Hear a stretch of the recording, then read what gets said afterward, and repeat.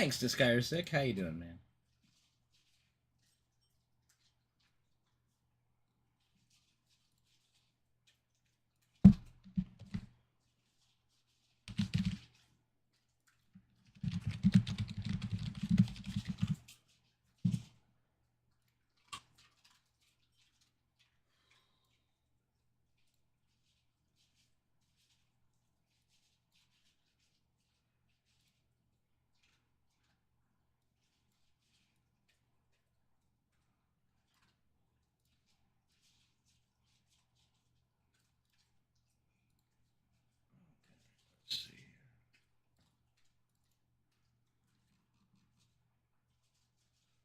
My goodness, I've got Metal Gear Rising OST stuck in my head. Such a good OST.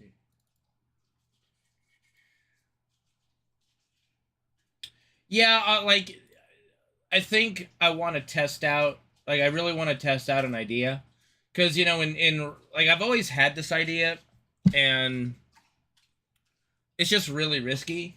But I feel like if there's any category to take the risk, it would be this one, because Tifa would be really really strong at that point with like an extra level. But so Red Dragon, we already are injured, right? Like we're already injured going into the next fight. So or in critical. So we go in. I think if I give her like elemental ice or elemental Shiva, I should say, then she won't die to the cave in AoE. And then if he rears back for a demon rush, that just gives me free time to attack before I heal her. Just like the normal strat goes. Like the normal strat is you have her in critical, then when he rears back for demon rush, you do a hit, and then you heal her and all that stuff. And then when he hits her, unless it's a crit, she gets put back into critical, right? It's like half. So like half the damage. So the AoE already is lowered by big guard, right? And then another half will make it probably do less than 100 damage, I would wager. So the idea would be that at the start of the fight, the only thing that could kill Tifa would be a focus fire single target hit. That would be the idea. So obviously, if that happens, then I'm behind, and it becomes difficult to recover. But if I don't get like if the odds are in my favor, because like think about like the percentage chance, like what's the percentage chance he does a rock drop, like a single target hit, and then hits Tifa? That's like 33 that he hits Tifa. Then like, but then you also diminish that percent by all the other moves that he could do. So in my opinion, it's a risk worth taking, because it would only take like four death blows and some Molotovs to finish it, to kill Demon's Gate. All right, let me. What was I doing? Oh yeah, we're grabbing my PB video.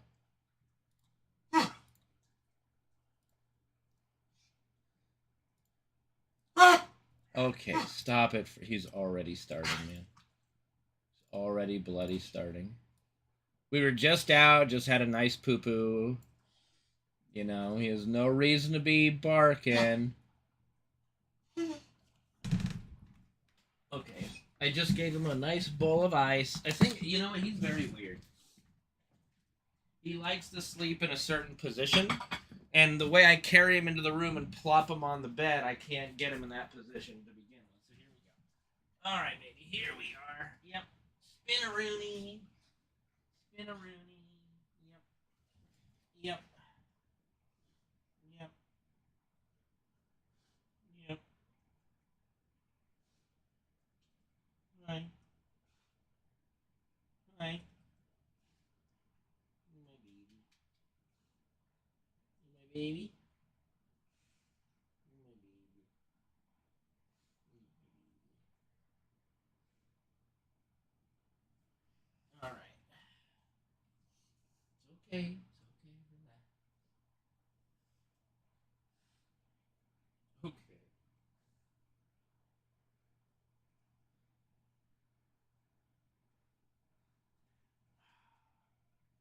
I don't know if I should be flattered or annoyed with how meaty he is. Definitely flattered. Yeah. You okay? You alright?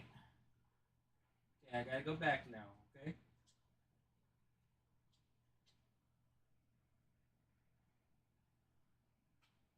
Alright.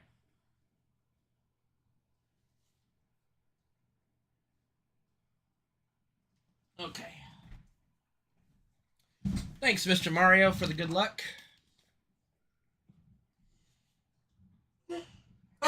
Oh, Freddy. Freddy. Let me grab him a couple of cookies. Maybe he's hungry. This is the thing, you know? This is always the challenge.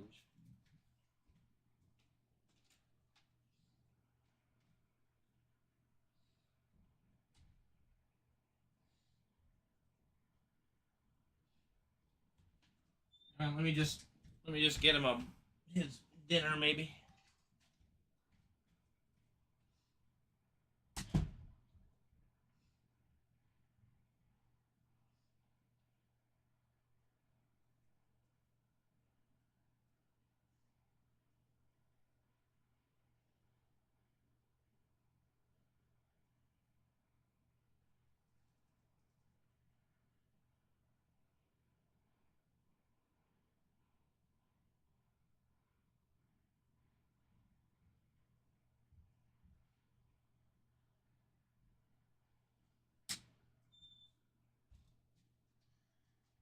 Okay. Let's see if he's just hungry. He does no, it's not even that because he was like I always experiment. Like I'll sit down at my computer for like 10, 15 minutes before I start setting up stream to see how he goes. And he was just barking in my ear nonstop. So he had to go out. So he went out. And now he's still barking. So he still wants something.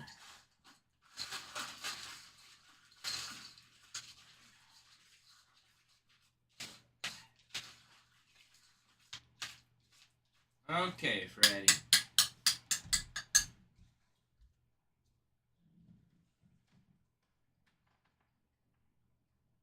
Hungry?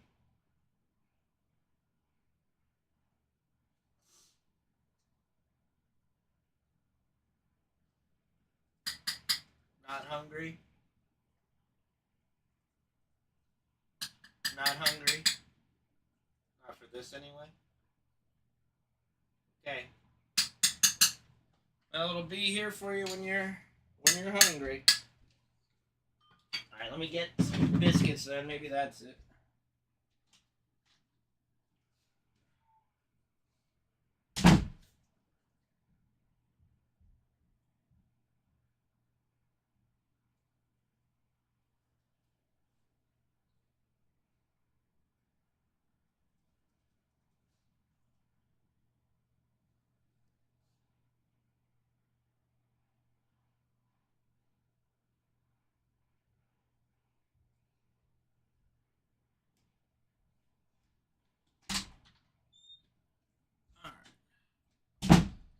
Okay, Freddy, here's some biscuits.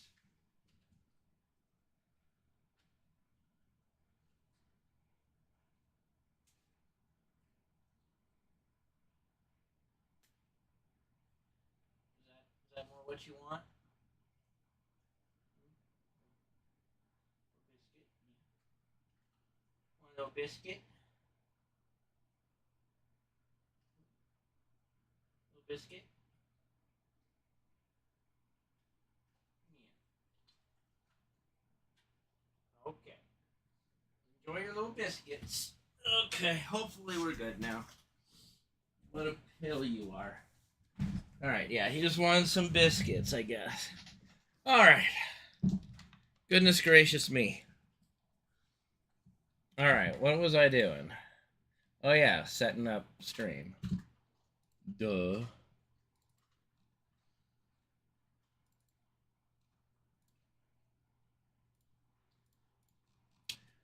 Hopefully you guys are doing good today.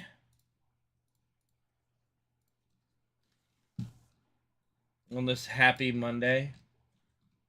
There is such a thing. Happy Monday. Happy Monday. Happy Monday.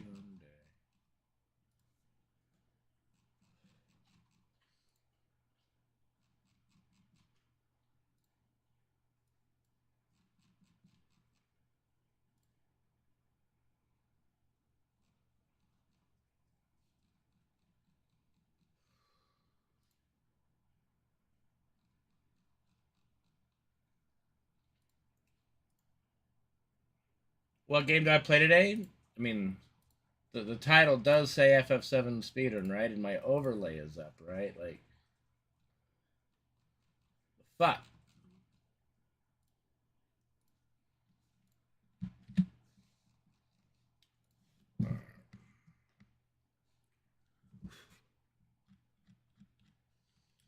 Oh dear, my new keyboard has already got its first, like, dirt on it.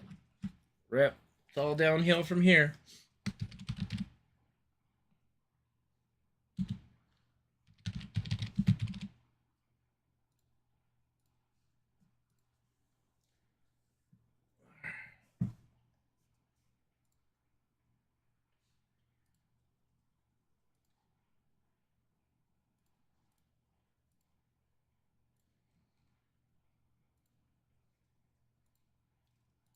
Yeah, I'm just gonna have to replace it again. You're right, Priscilla.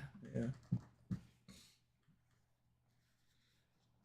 Now I say dirt because I didn't want to be a little bit gross, but like it was the first. You know how like you're at your keyboard and you sneeze, and then like your boogers get like dry, little dry booger on my arrow key.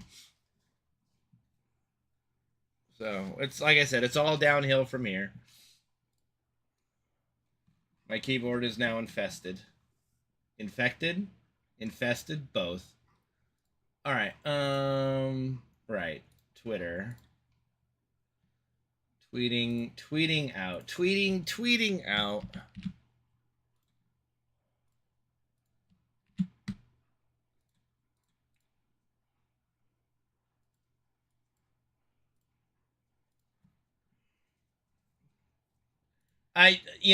If you're trying to insinuate something nasty, Boonin, I don't do that on my keyboard, okay? That's just nasty, bro. I don't know of anybody who would. That's not a complete degenerate. Right? Like you'd have to be really, really nasty of a person to do that. Right?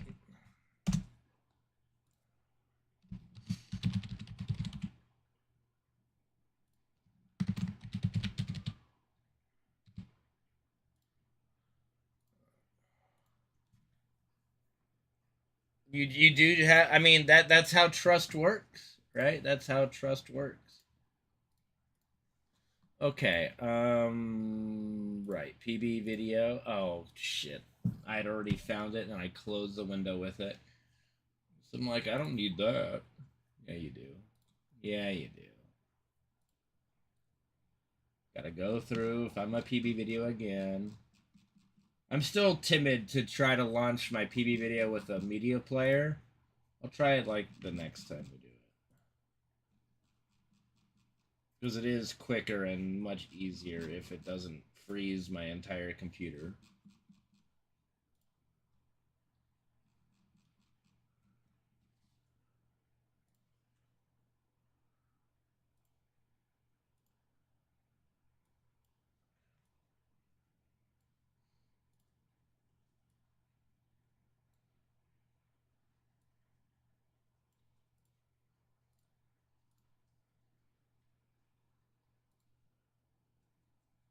I mean, it's not a complete rebuild. Like, all I have to do is redo the PB video. And yes, because I capture it off of YouTube VOD, it needs to be recaptured each time. Other than that, everything else is already saved. It's just a matter of loading the programs. But if that was what was nice about the that's what was nice about the what was it, the my PB VOD being playable with a media player is I didn't have to recapture it every time. All I had to do was resize the video through the media player, which was pretty easy. But when it started freezing my computer, that became not an option.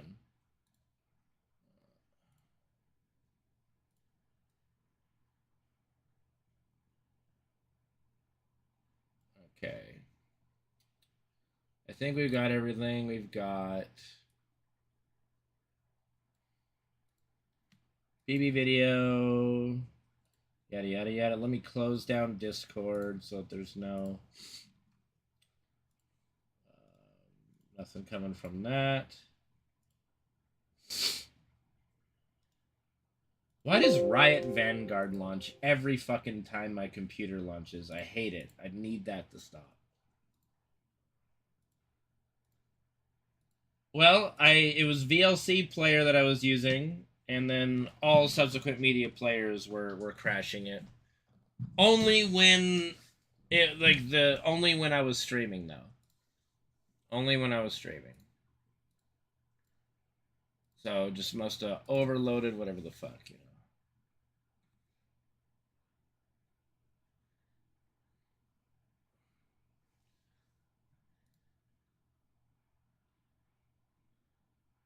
Bro, I play League for like TFT. I don't think you can cheat. I mean, could you cheat TFT? I mean, I have my suspicions that some people have cheated TFT. Like how quickly some folks have like a rank 3 purple or fucking even a rank 3 legendary. I'm like, there's something screwy here.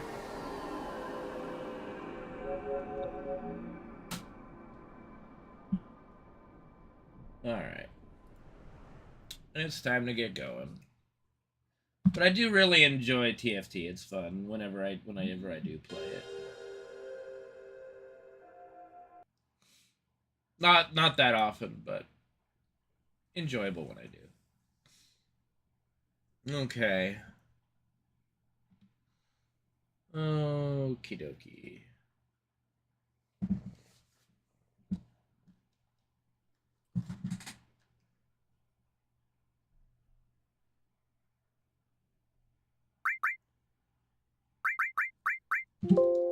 Here we go. Sounds like Fred's happy now. He's not chirping and all that. He's chilling. So hopefully we'll have a couple hours without issue.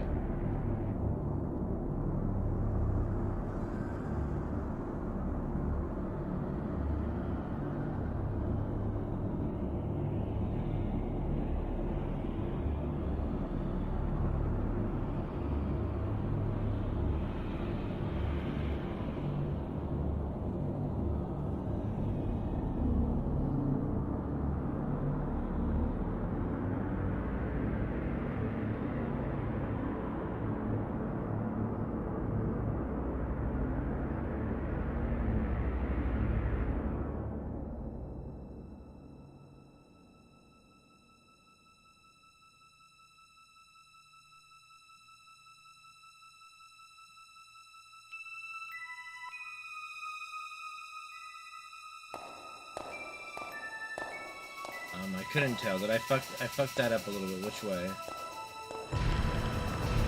There we go. That looks fine. We don't have to talk about the last finish run, okay? What's up, Cheap Thrills? How's it going, dude? How's it going, Corgi? Good to see you, bud. X would have the cable. I've never tried it, actually. That's actually a good point, but I think it does.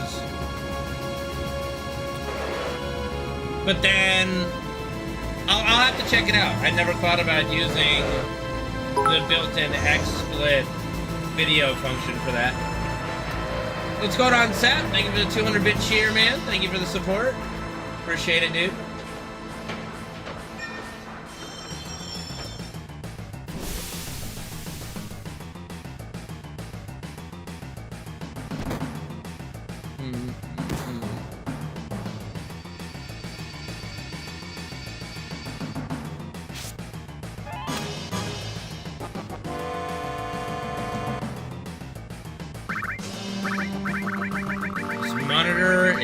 angle, and I hate it.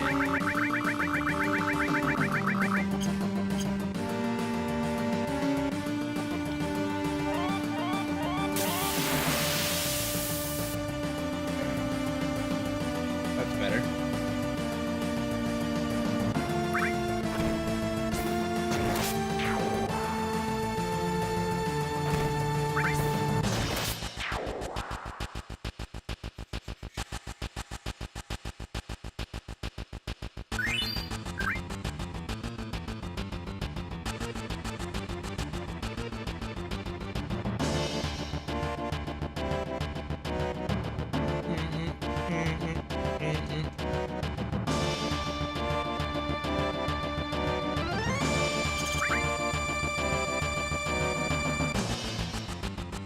You know what I love about going back into Midgar the second time is you get to hear this music again. This is the music that plays when you do your, like your re-infiltration of Midgar in Disc 2. So kind of like, it's almost like it comes full circle.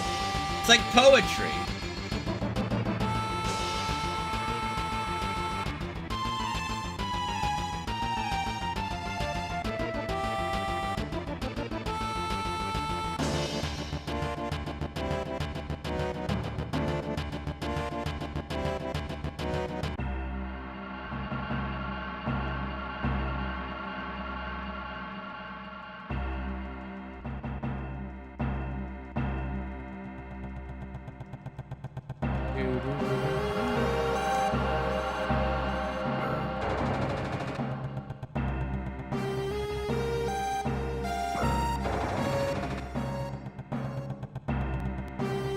I've always just loved the aesthetics of the reactor. Like, just these map paintings are so inventive with their design. It just, you look like you're stepping into a place that's just beyond any spectrum you've ever seen.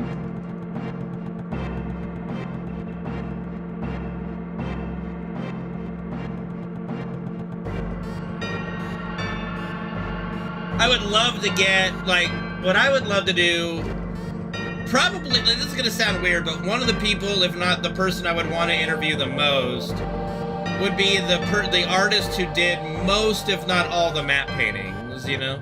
Like, I have no idea how much of an art team they had. I mean, I'm sure a big one. But I would love to just chat with whoever was in charge of it at least, with just how they came up with some of these places. It's just so unique and cool, and so detailed.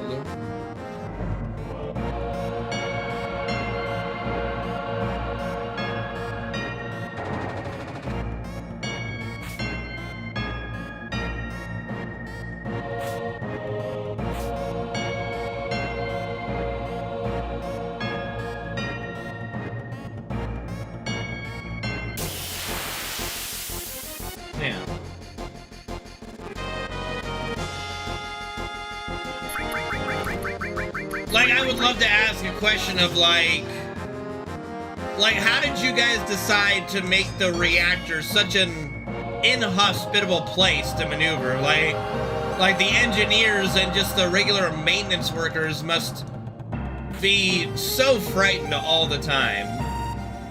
Just with just the way you have to traverse this place. 5, 6, 7, 8, 9. What's going on, Victor Perazzi? Good to see you, buddy. Always good to see you. Like, just the design is such an unfriendly place to be.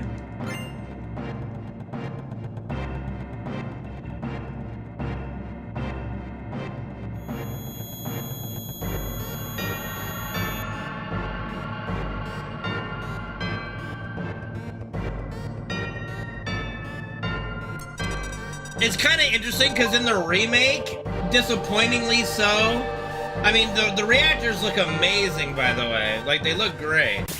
Thanks, dude. But they did lose that bit of unhospitable feeling to it in the remake.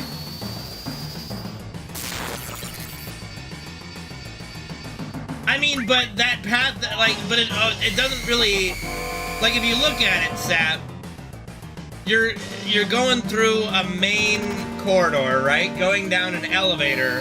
Then there's just one set of stairs and a door, and then all of a sudden you're jumping over a ledge, right? So I don't think there's an alternative, a better path, you know?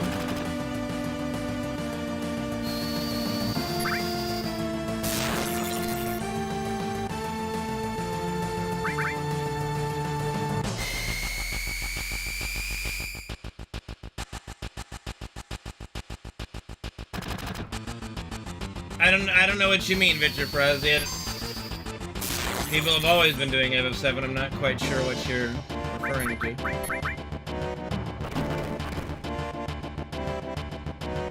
Alright, so we do get a Braver.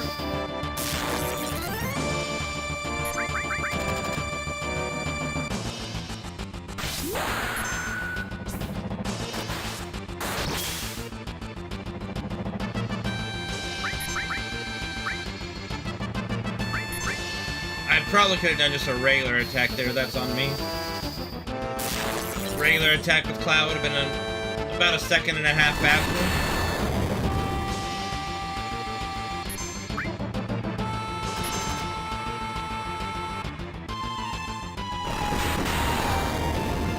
Or he'll crit again. Motherfucker. You son of a bitch. You donkey fucker. You platypus junkie, you. Douchebaggy Duggernaut. Duggernaut? I don't know what that is. That just sounded interesting. Okay. Thanks, Guard Scorpion. You're cool.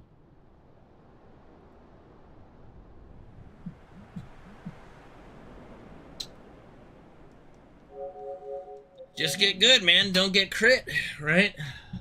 Don't get crit.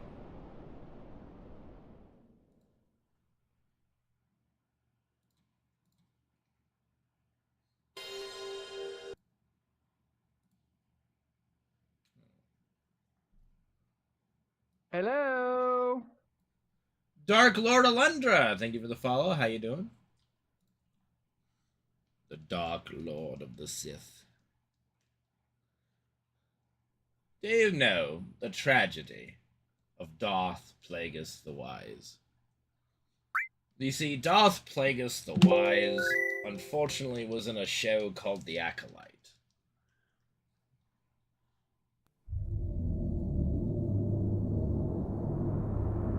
Thanks, Alundra.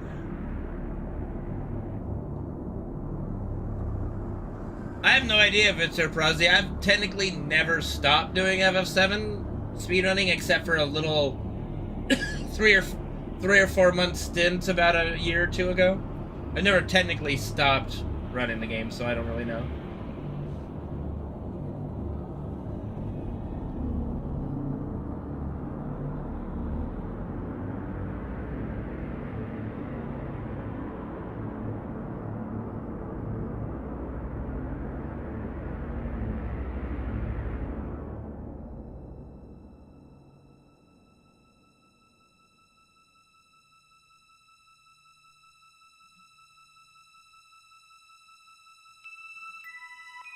Alright, that looks pretty synced up. Let's get going.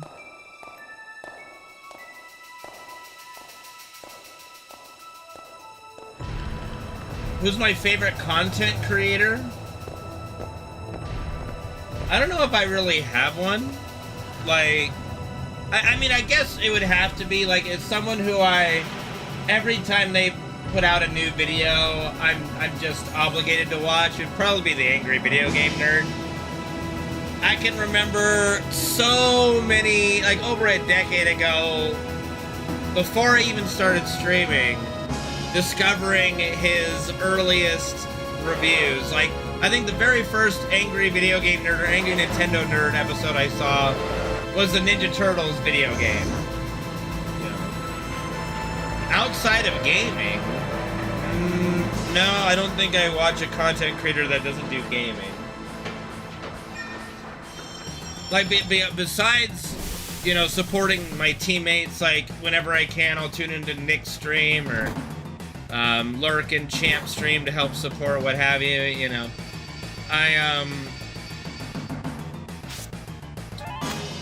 There's really not anybody that I watch that doesn't do gaming content. Fitness or cooking, definitely not. Definitely not. I don't, what am I gonna, what do I need a fitness streamer for?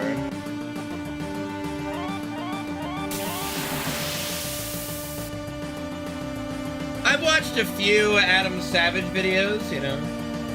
Yeah, but what is a content creator with fitness gonna do for me? Doesn't fucking matter. Streamer, like, you know what I mean? Like, doesn't fucking matter. Like, what are we talking about?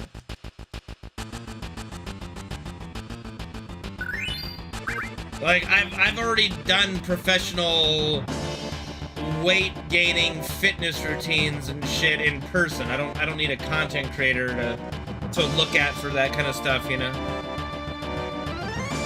As far as like cooking goes, not really, you know. Masa 64, thank you for the raid, appreciate it. Means a lot, dude. Hopefully you had a great stream. Hopefully I pronounced that correctly.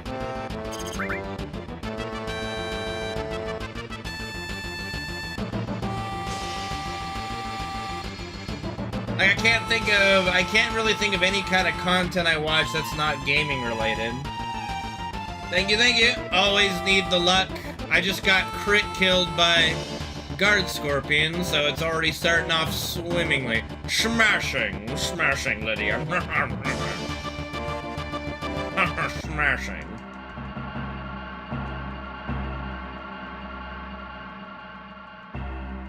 There could have been, sure. Always could be the possibility, but I can't really think of, like, I'm trying to think. I don't really think there's anything non-gaming related I kind of watch. Except for maybe, like, political news every now and again, sure. Like, to keep as up-to-date as I can with some events, but that's few and far between, you know. I don't know who Guga is. Or beard meets food. I assume that's a bearded man that cooks food. Just assuming.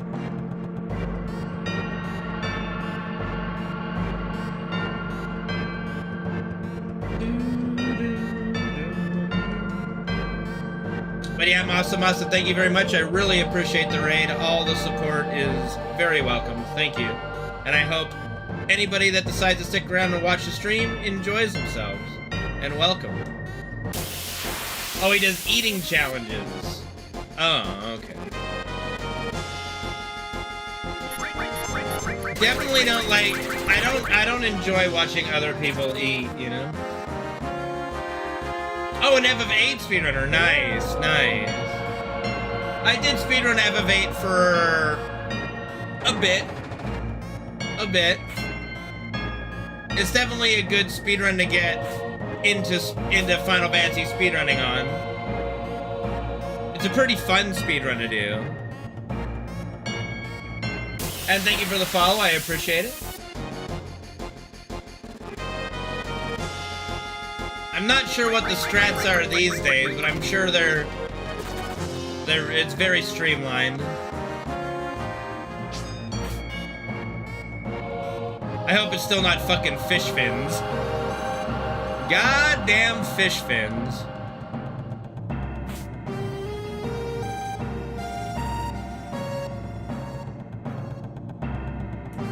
One, 2, 3, 4, 5, 6, 7, 8, 9. See, FF8 got a remaster, but I think, like, of a lot of the Final Fantasies from the earlier days, I think 8 deserves a remake the most, or needs a remake the most. Just to kind of re-polish it a bit, fix the glaring problems that the game has.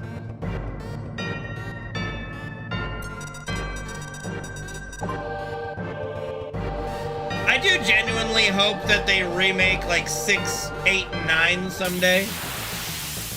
You know, I wouldn't be against it.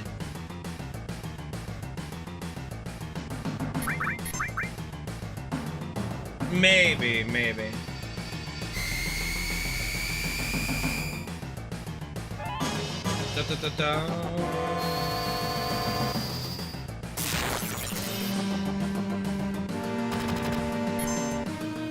It's supposed to be, but we've heard nothing other than rumor, you know? So, like, I'll believe it when I see it kind of a thing.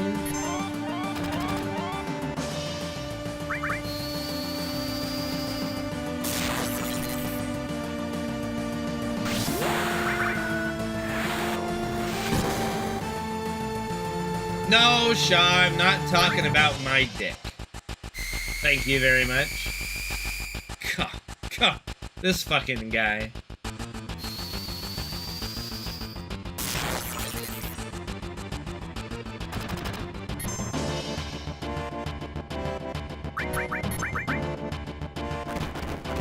Now here's gonna be a weird situation. I think Barrett will not get a limit break, but Cloud might, and that's fine. We can do like the one tail laser. The problem is the damage isn't high enough, I think, to do that. So we'll probably just do 2 tail lasers.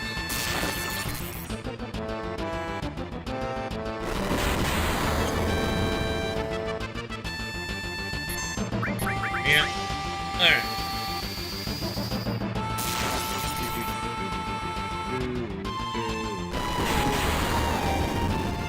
Alright.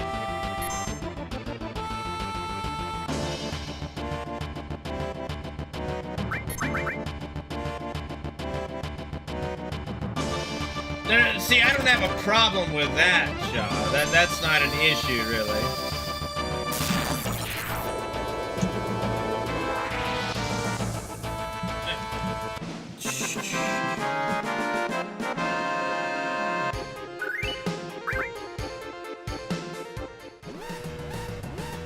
I did say it because we were talking about an FF7 9 remake, and they're like, oh, it's pretty much confirmed. I'm like, not really. Like, so I'll believe it when I see it, you know? That was the context there. Because, you know, context matters.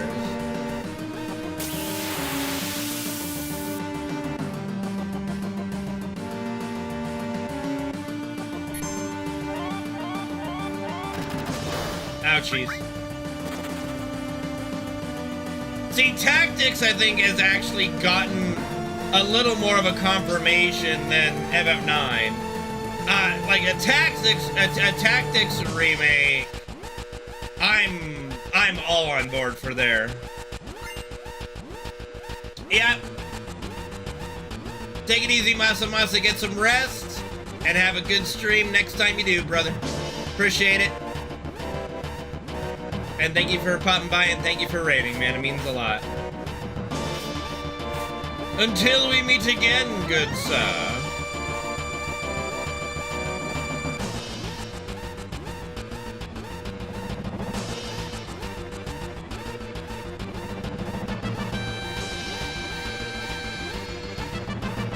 It's like that Dota 2 voice line. I said good day, sir.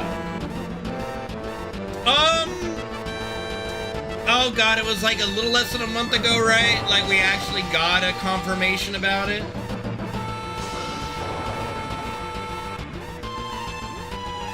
Tactics is my second favorite Final Fantasy game, and I would probably wager to say my... Oh, it's definitely my top 5. It's just hard to say... It's just hard to say if, like, for me, my list goes like, it's FF7 number 1, Legend of Dragoon number 2, and then it gets a little tricky. Is it like Ocarina of Time is my 3rd favorite game? Is it Final Fantasy Tactics that's my 3rd favorite game? You know, that's where it starts getting a little messy. Like, Tactics is definitely in my top 5. It's just a question of, is it number 3? Or is Ocarina of Time number 3? Now, in that regard, and like if we purely base it off of replay value and how much I could just keep playing it over and over and over again, it would probably be Tactics. It would probably be Tactics. I can just sink as many hours as I want into Tactics, whereas Ocarina of Time, you know, once you play through it and do like you get everything, you need to take a little bit of a break, you know? So in that regard, and just like, if everything was created equal between the two games, and it just came down to replayability, then Tactics is my number 3. Like, along with FF7, Legend of Dragoon, and Tactics, I think that those are games I could never get bored of playing. I just can't think of a scenario where I would ever get bored of playing Tactics, Legend of Dragoon, or FF7.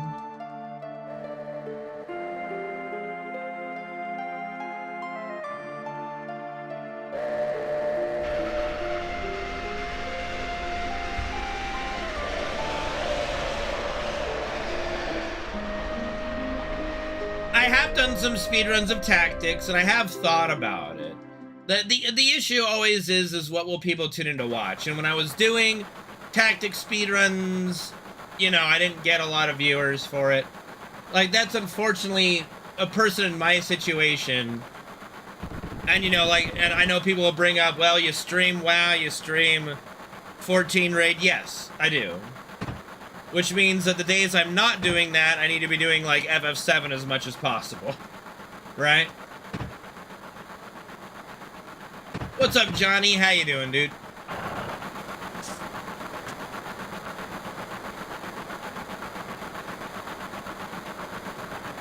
Oh, God, dude, Johnny, whenever you get a chance to sit down and play Legend of Dragoon, I really will look forward to you telling me how you think and how it holds up today.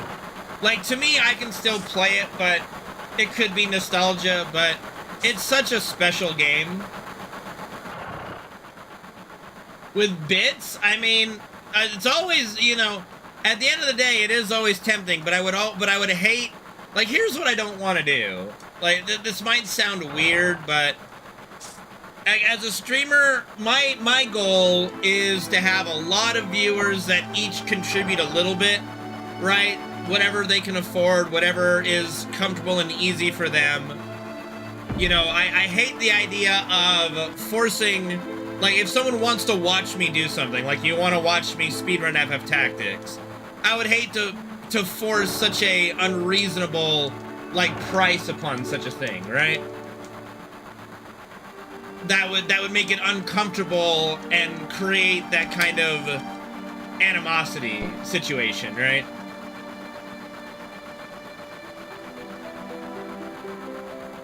It's like, I probably will expand my speedrun pool in the future, and Tactics is on my list for that. So I wouldn't worry too much, and we will be doing a full playthrough of Tactics for my Square Marathon, right? And within the Square Enix Marathon, there's enough incentives there that we're planning that it would exploit you guys as much as I'm comfortable with, if that makes sense. Like, as typically marathons do, you know?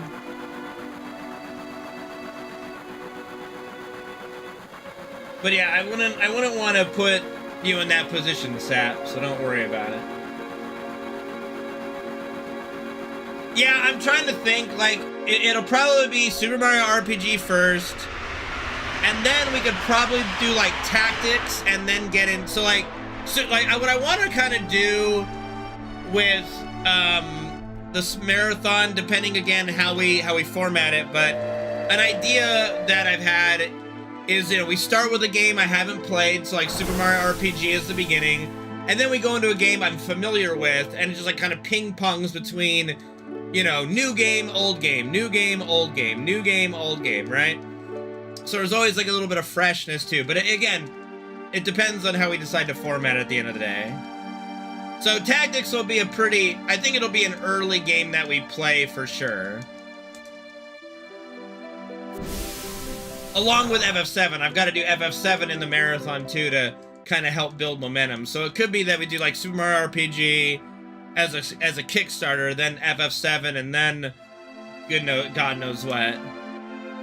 But you know, we've got a lot of games in there to do, like Nier, I think Dragon Warrior, Hitman, Lara Croft. There's so many. There's so many things to do. And it's not going to be a rehash of my Square Marathon. Like, I'm not going to replay. I don't think anyway, unless incentives are met. I don't think we're going to redo like 10, 9, 8, 6, 5. You know, a bunch of the ones we did for the Final Fantasy Marathon, right? I have never heard of a game shuffler before. I would have to kind of have more information. Have I played Octopath? No, that's another game. Those are another games that are going to be on the list because I haven't played them, right? And they are Square games, I believe, right? So.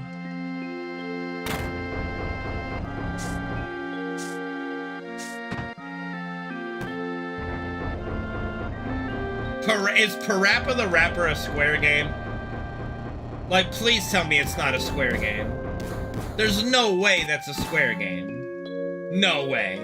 No fucking way that's a Square game. You're fucking with me. There's no way Parappa the Rapper is a Square game. No fucking way. Can anybody else, like, confirm this for me? Can anybody, I don't trust Gabe on this.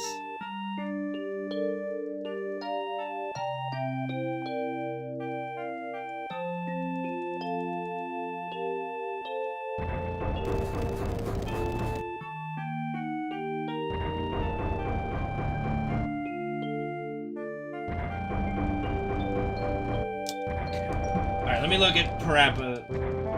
Not Square? Okay, I thought so. It's fucking liar. Alright, let me see. I want to see who made Parappa the Rapper. Parappa the Rapper. They made a second of these games? Developed by Nana Onsha and published by Sony Computer Entertainment America. Or not, Sony Computer Entertainment. Yeah, fuck you. Fuck you, Gabe. Trying to make that a Square game. 20 randomly, that chat can choose what game we shuffle next. So, like, I'll be progressing through a game, and then you guys will, like, donate bits, and it'll randomly change to another game, I guess, at the beginning of that game, or just somewhere randomly? Like, how does that work? So it's just like, am I just constantly shuffling between different games at their respective points?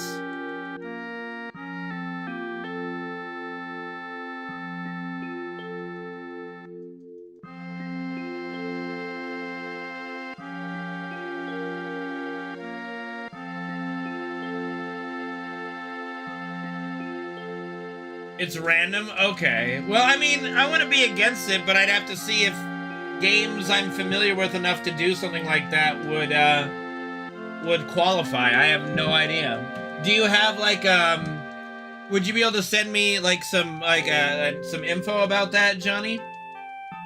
Like maybe on Discord or something?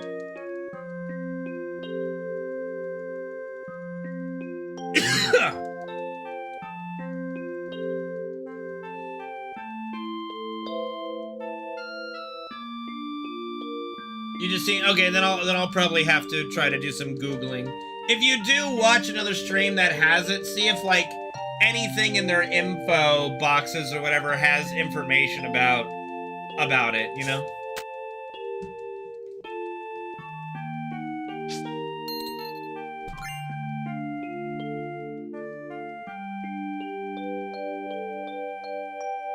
Albert or Albies? No.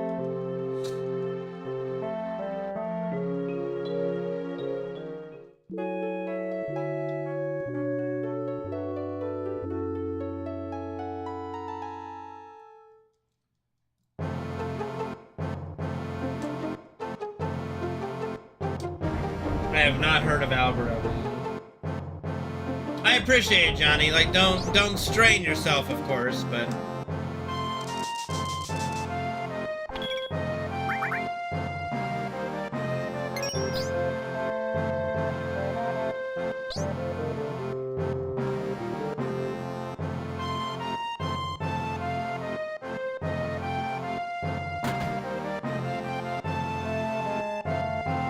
Well, it's good that it uses BizHawk because that's the emulator I use. So that's a start. I'm very familiar with BizHawk, don't worry about that. That is, to me, the best emulator and easiest to use emulator. At least for a lot of the older stuff.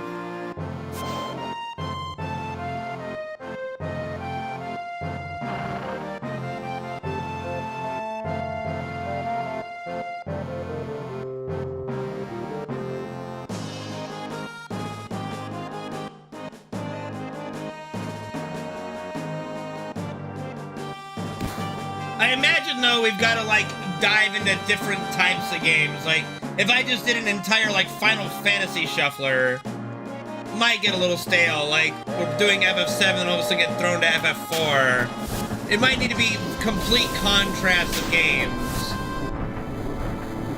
Like, all of a sudden, like, I'm playing FF7 and all of a sudden I'm jumped into, like, Gunstar Heroes from Sega Genesis or something. 58 Hens, good to see you, buddy. Thank you for subbing to the channel. You know what? Lemmings, dude. I've always wanted to play Lemmings. I guess we gotta throw Lemmings in there.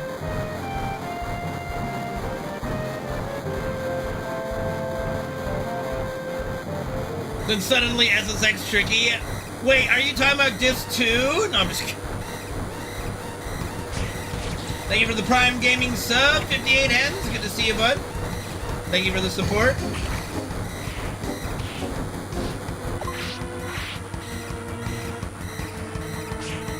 I'll see what I can do. I'll see what I can cook up for that.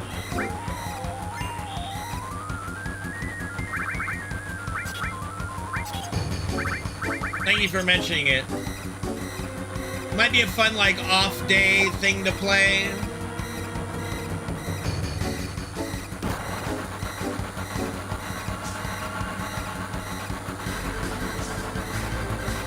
Like right now, FF14 raid is starting up again, so like Wednesday, Thursday, that could be something maybe to do at the beginning of Wednesday and Thursday.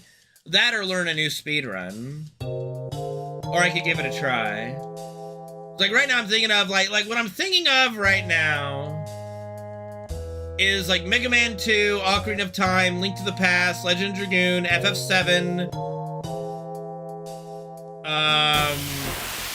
Lemmings, Gunstar Heroes. Like I'm thinking of all my favorite, like all my favorite games just thrown into there. Give me a second, Penguin. 1, 2, 3, 4, 5, 6, 7, 8, 10, 11, 12, 13, 14.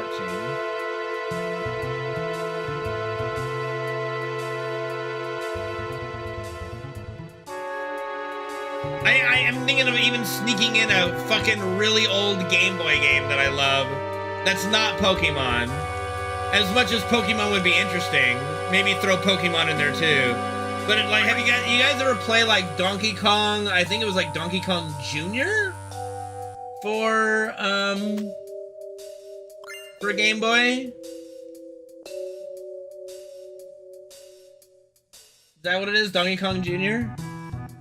Pretty sure it's Donkey Kong Jr. Very good Game Boy game. What's up, Cloud Strife? How you doing, dude?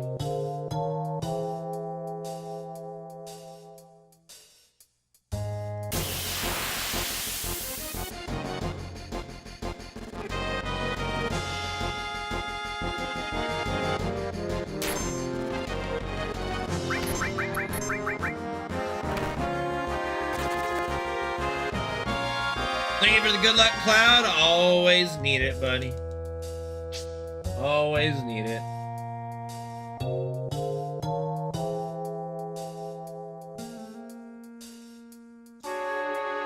Yeah, I could throw in Donkey Kong Country. Yeah.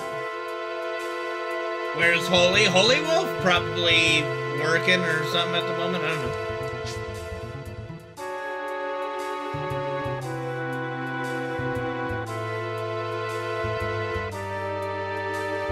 We got a modless chat right now, dude. None of my mods are in here. Cloud Strave? No, I don't think so. No, I don't think. Really? No, I don't know. I think he talked in that chat after he got unbanned. Pretty sure.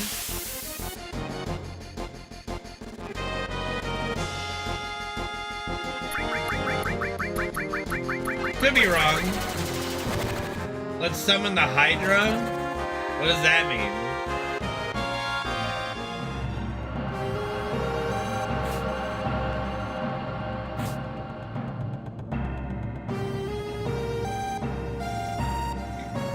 One, 2, 3, 4, 5, 6, 7, 8, 9, 10. Got stuck on the railing there. I hope that doesn't fuck with me. Sure, we're okay.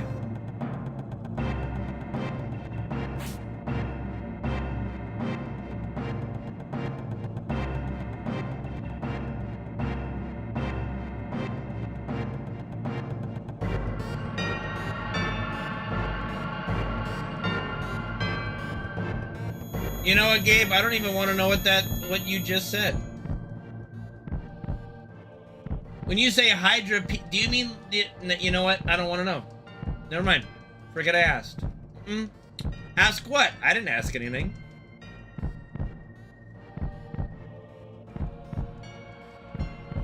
Why, you ask? It's Gabe. Why is that a thing? Why is that a thing? Why? Why do you have that, and then why is that a thing? Why, though? But why?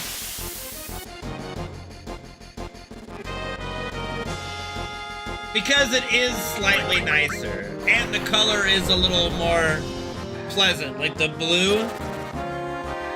Yeah, the blue filter makes it look more pleasant. Other than that, it's literally the same design, just with a few differences. Like, some of the numbers on the piping are changed.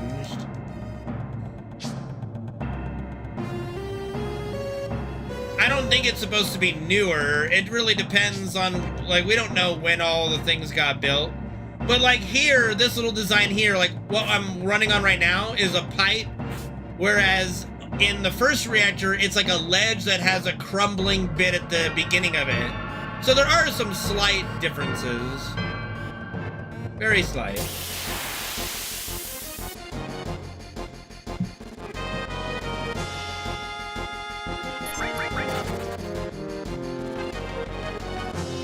One, 2, 3, 4, 5, 6, 7, 8, 10, 11, 12, 13, 14, 15, 16, 17, 18, 19, 21.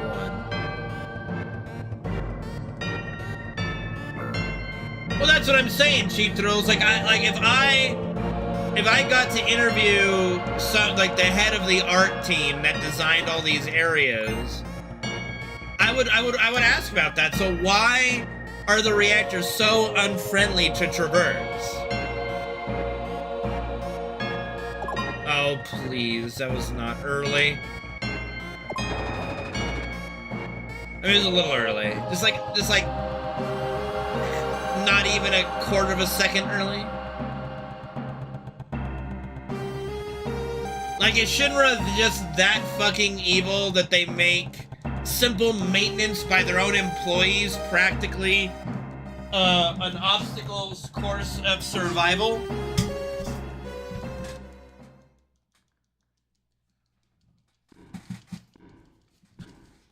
Like, they're, like, you know, that's pretty fucking evil.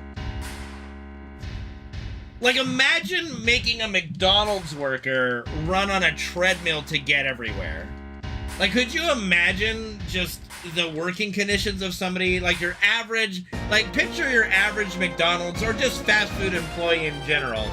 And imagine if every place that they had, every station they had to get to was on a treadmill going the opposite direction. So they had to keep running against the treadmill. Like, that's how it feels going through this fucking reactor.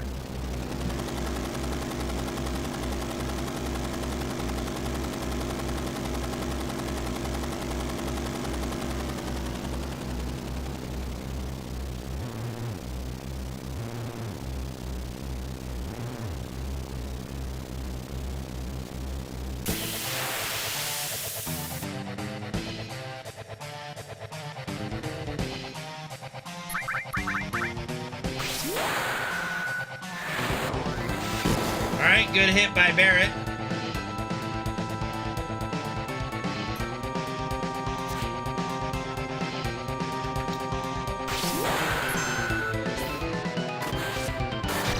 Not a good hit by Cloud, but unless Tifa, like, does really poorly, we'll be fine.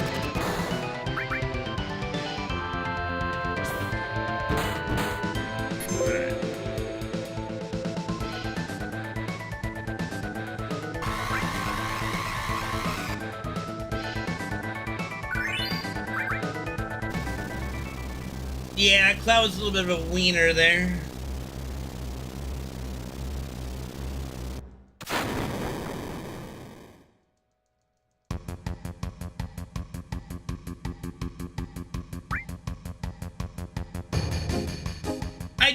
I do want to do a casual playthrough of FF7 for my marathon as well.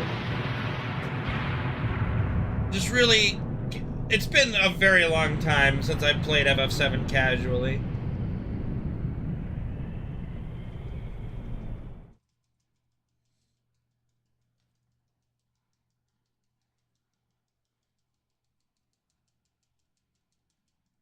That's a good question. I mean, I don't want to waste too much time with that. I mean, like, when I say casually, I'd still probably, like, we would put, like, a rule, like, no grenades or Molotov spam, stuff like that, you know? Like, you know what I mean? Like, we would put some rules in there, like, so it doesn't just devolve into a speed run just faster, but once Tifa gets the Power Soul, then it's fucking over, dude. Once we get Tifa the Power Soul in a casual playthrough, it's just fucking game over, man. But as far as doing 100%, unless we, like, did donation incentives or, like, you know, just like bid incentives, whatever the hell, for that, probably not. Like, I probably wouldn't bother with Ruby and Emerald. Or, like, getting everybody their ultimate limit breaks and stuff like that. But I would do all the story stuff as much as possible, so we would probably do Vincent's storyline, at least. You know, we would dive into the story bits that we don't really ever get to see. Like, it would definitely at least be like a lore playthrough of a sorts. And we would talk to a lot of NPCs and just, you know, just have a good time with it.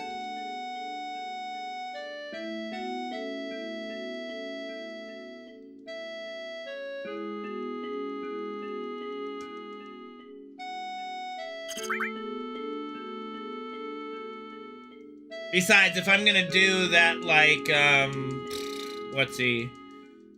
lore, that timeline video I was talking about, I'm gonna need footage. I'm gonna need lots of footage. So I could probably use a playthrough like that to discuss timeline stuff.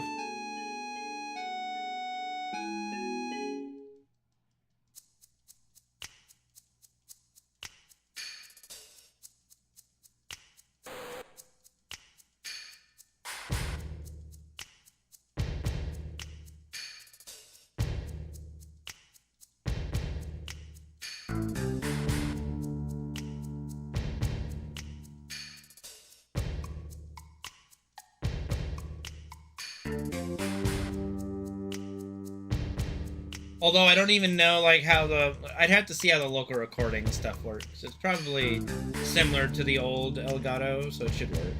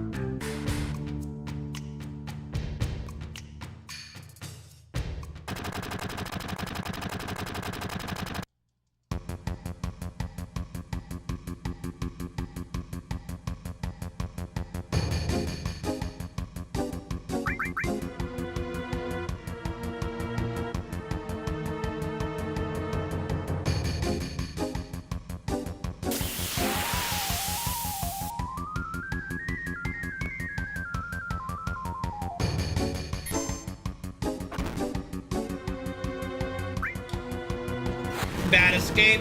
Thank you, SPD GLD. Thank you for the good luck. Always need it.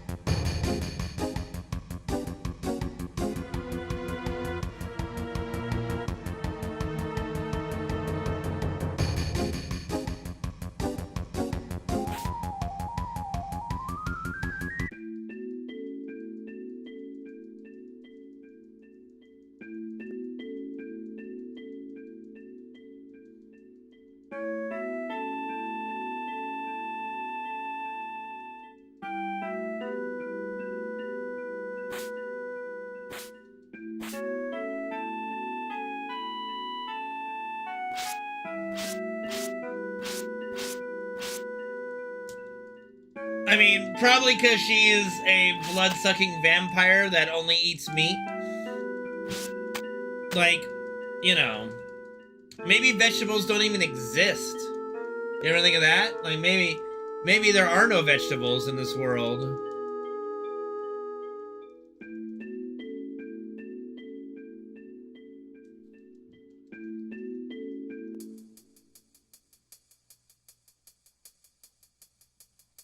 I mean, seeing as how she only sells each flower for 1 gil, I don't think so. I really don't think so. We have oddish monsters, true.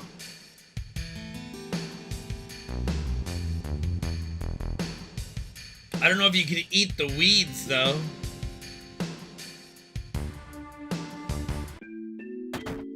I don't know if those weed monsters are really edible.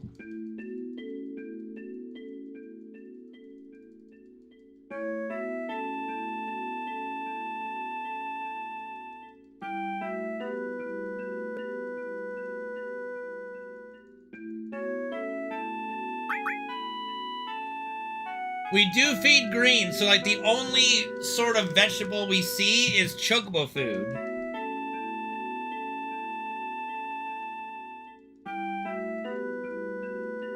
So in that sense, maybe that's all there is.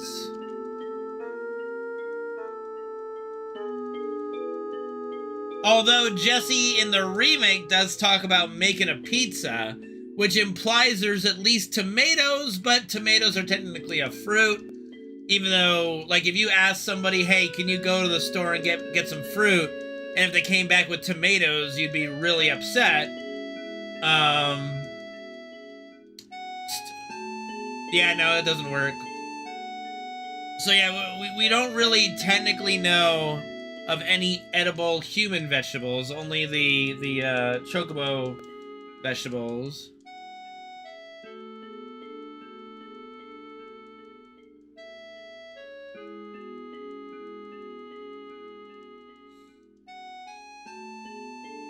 Let's pay attention to, I'm pretty sure, oh yeah, so I already know. So the 3 items that we could get at the Walmart restaurant is Korean barbecue plate, which we do get, a sushi plate, which is not vegetables, and a lunch special. We don't know what's in the lunch special. We don't know what the lunch special is. So yeah, like all indicators point to there being no human vegetables to eat.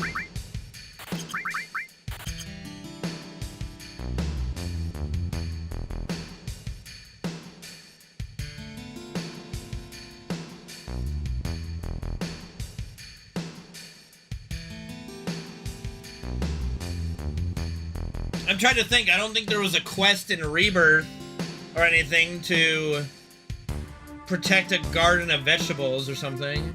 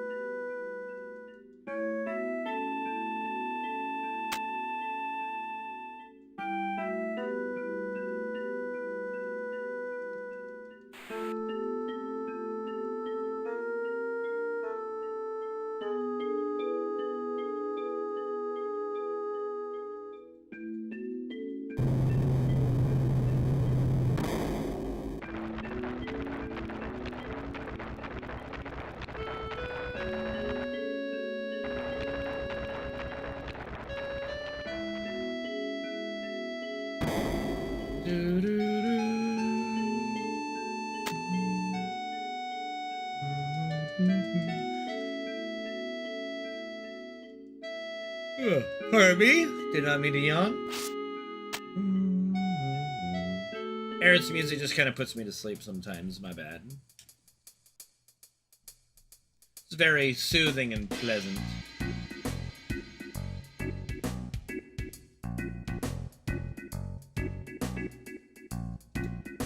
Right arm soup.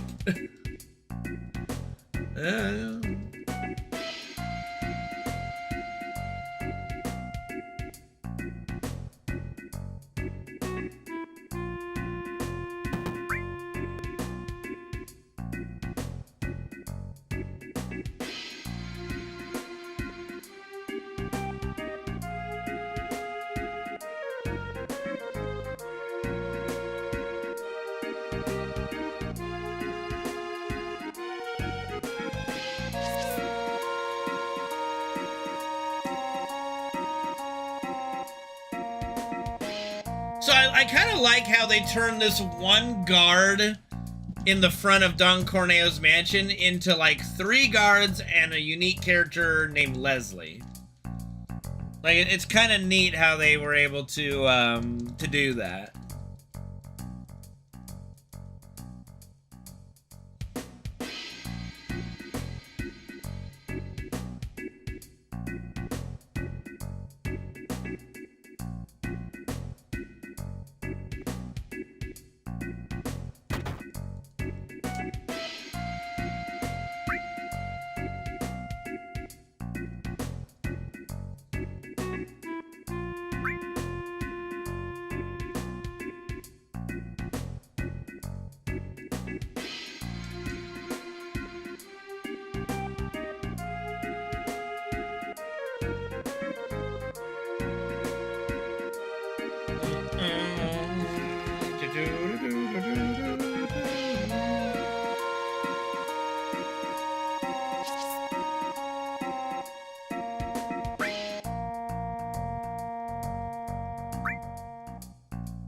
Like today's special, not lunch special, but today's special. Yeah, so we got a Korean barbecue plate, a sushi plate, and a today's special.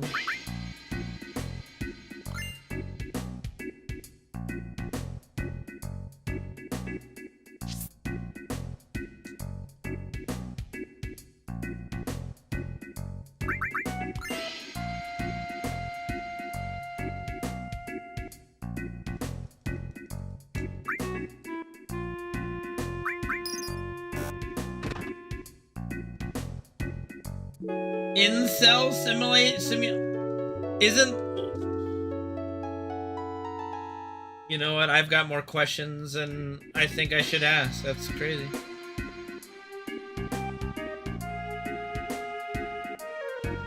Incel, like, what?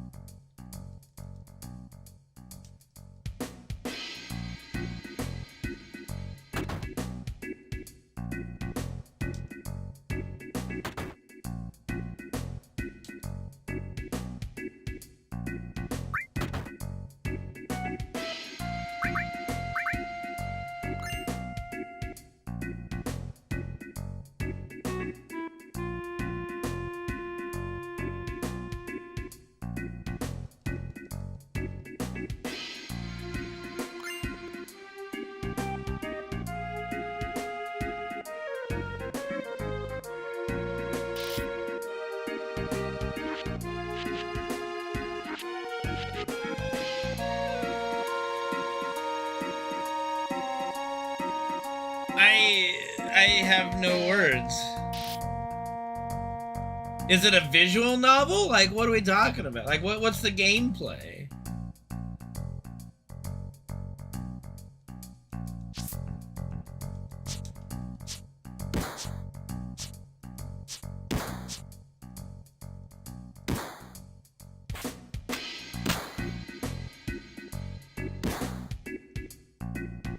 Talking about practice here. My favorite thing about this gym is just the dude that's just kicking away at the back, dude. He couldn't be arsed with this little competition going on, at least until big bro decks little bro. But he's just back there just kicking away, man. He's like Jean-Claude Van Damming it.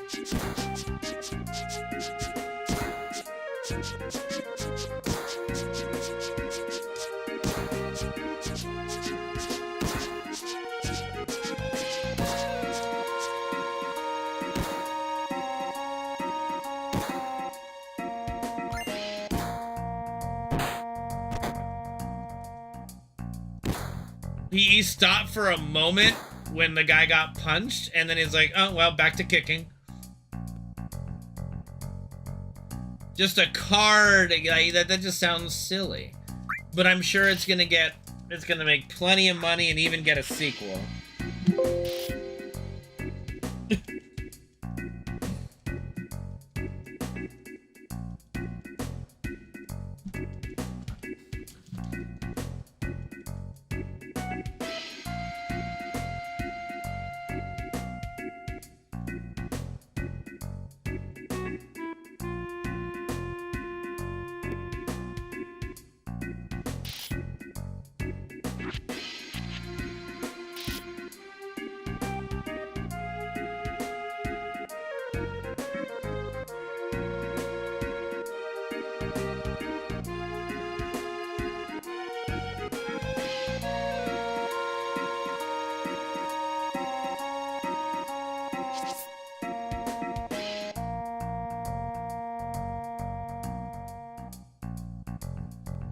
Who do I think is gonna play it?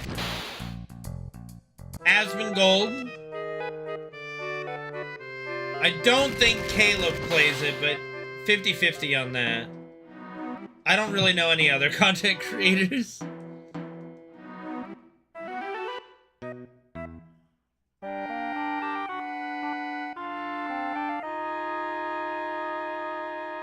Markiplier would probably play it. Like, all that game needs is like a few big streamers to play it and recommend it.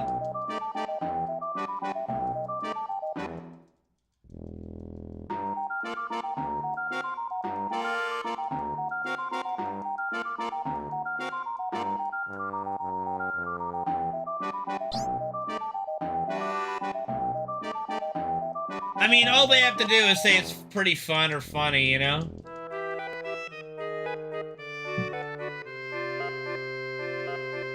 Like, recommendation isn't necessarily saying, I recommend that everybody pick up and play this game. You know what I mean?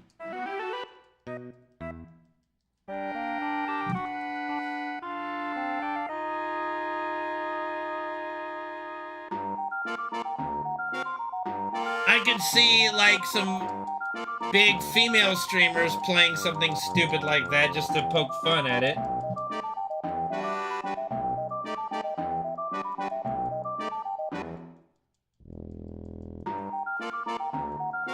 Not that I know of any.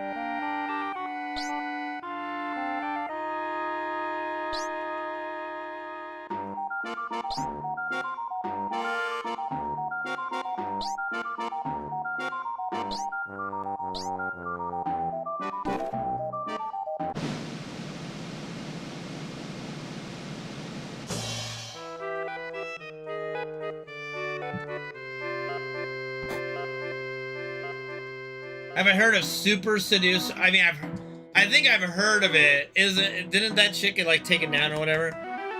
Isn't that just like total awful thing? I don't remember.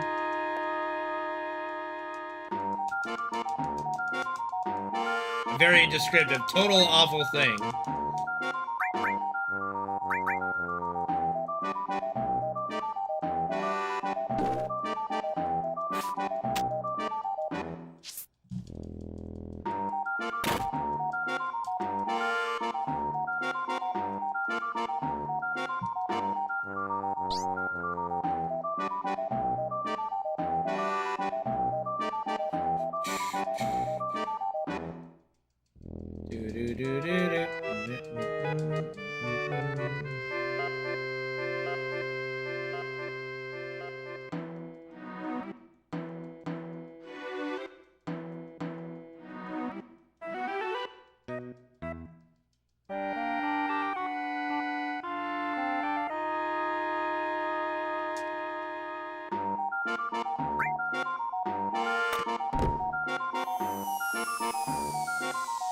I just think the concept is kind of awful, you know? Probably wouldn't be able to get past just the concept of it.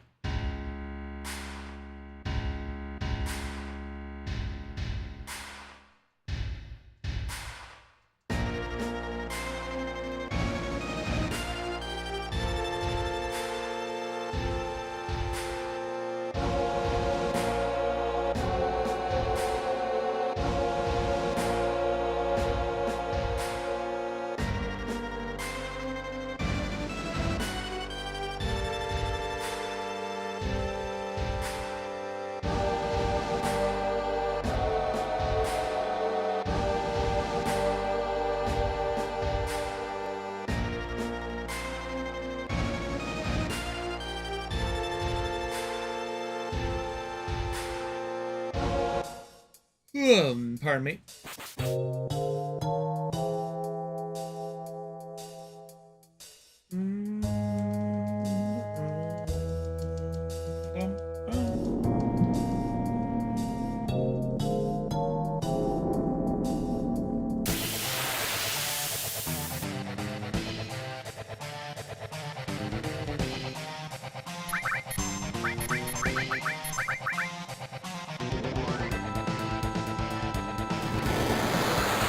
Let off some steam. Let off. Not lay off. Let off. Shit, dude. Shit.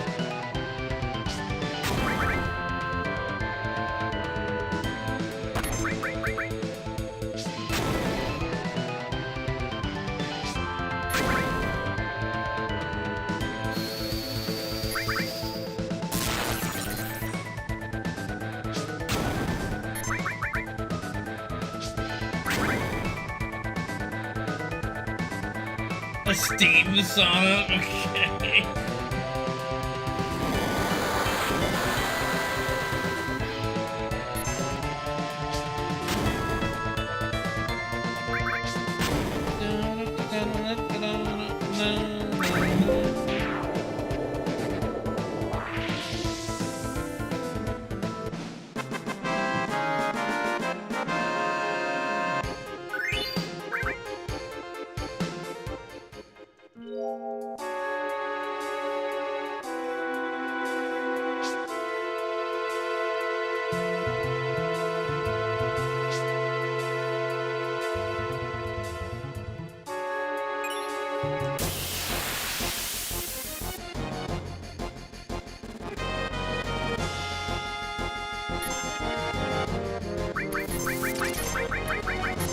Oh, run!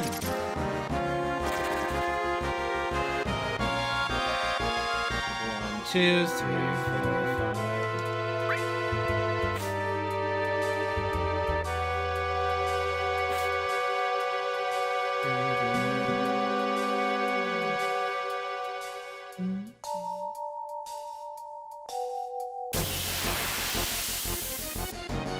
No mods, no mods!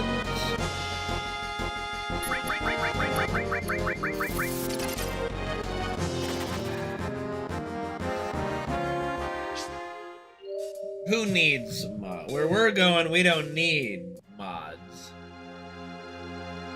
God, my foot is fucking itchy, dude. Like, just... Ah! I need to take a bath after stream today. Clean up a bit.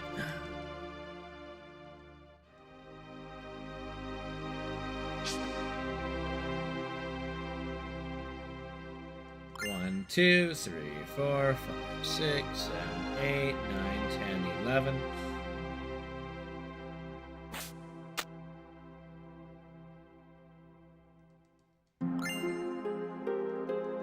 Most of the time, yeah. It's nice to relax in the bath. I don't like our shower head. That's the thing. Like, I used to enjoy some of the showers, but then, yeah, Mom got a new shower head, and I just don't like it. Oh, can jump in there? That was a little strange. Lost a couple steps, but not a big deal.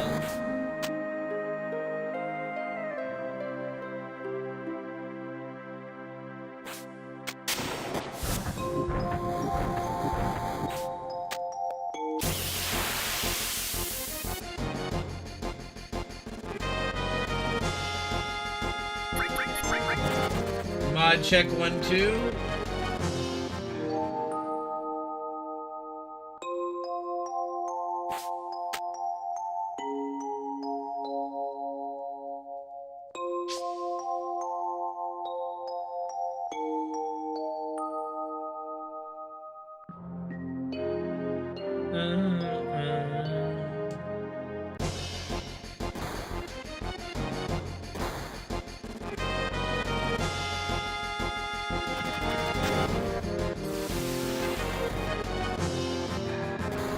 Yeah.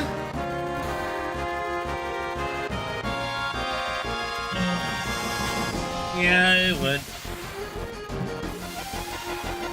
Should be fucking weird, man.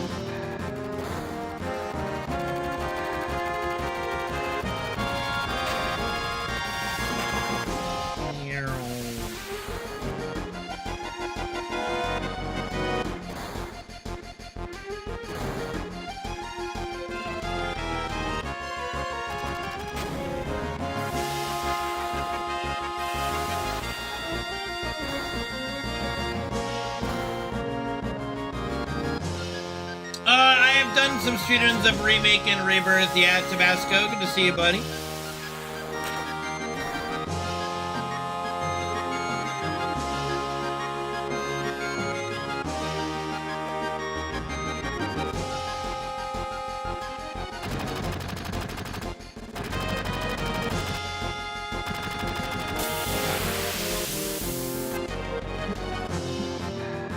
The Dunce Badge.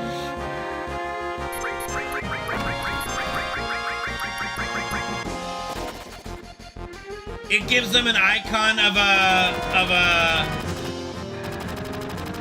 Pepe with a dunce cap.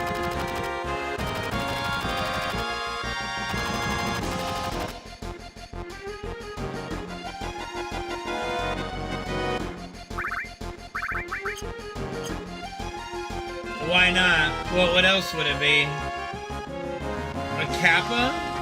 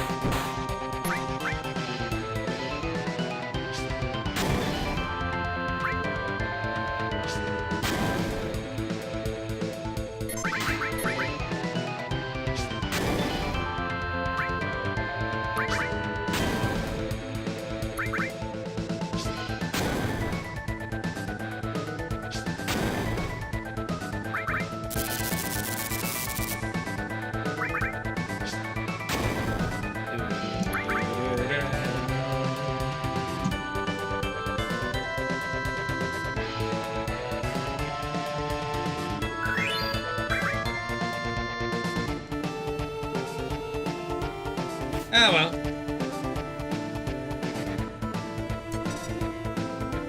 Oh, Red started a quest, so let's get going here, guys. Exclamation point quest to enter.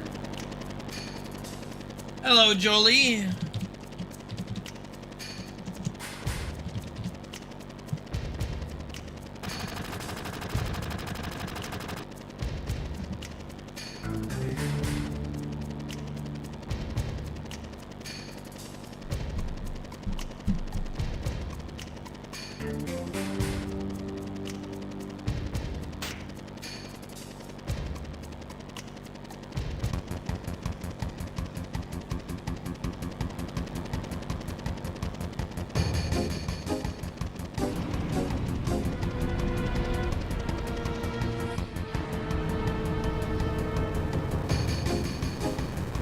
Oh, what's up, buddy?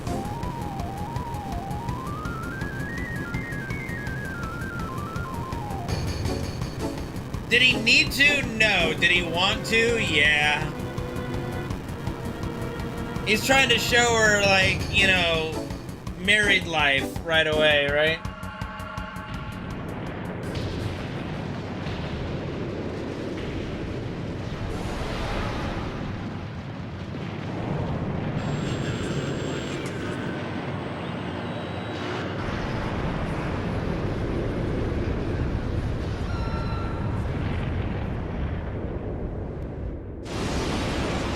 No, that's what sung is. Like, think about it. It's not a matter of me, it's Sung's, like, ideal situation, you know? Like, don't talk back to me, bitch. Smack.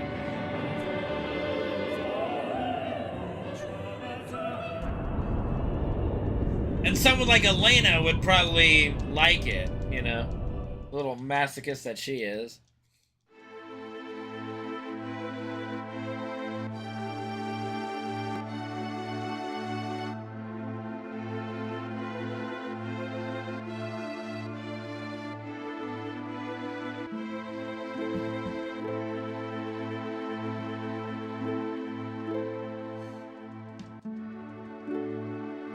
Hell yeah, she is.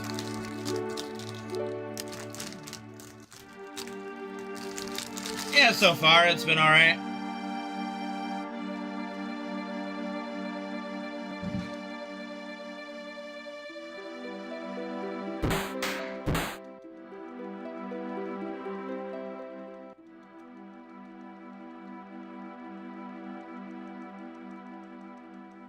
Thanks, Gabe.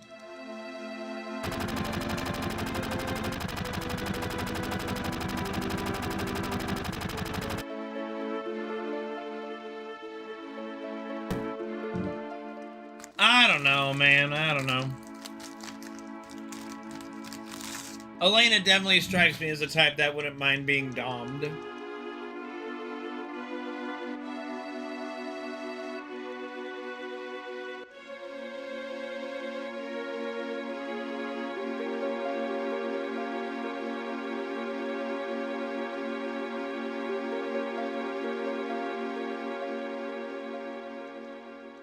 They're kind of similar.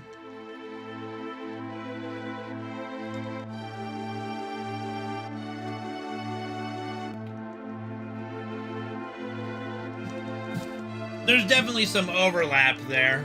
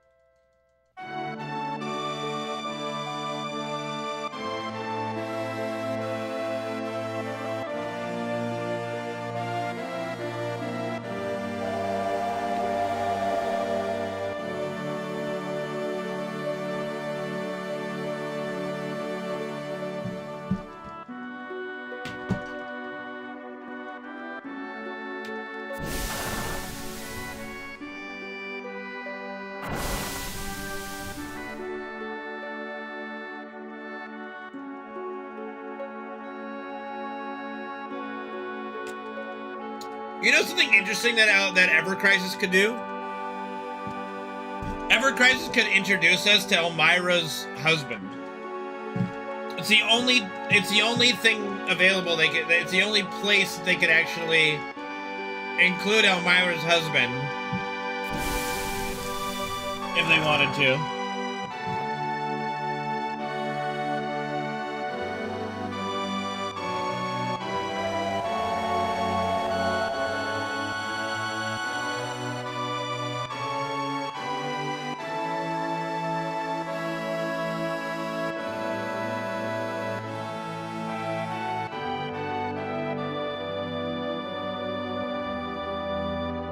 Is my webcam freezing? My webcam does look to be freezing. Why is that? What's it doing?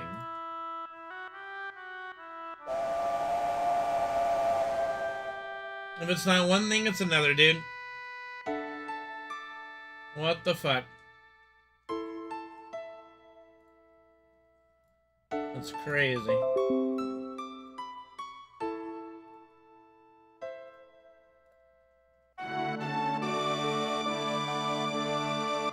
Not one thing, it's another, man.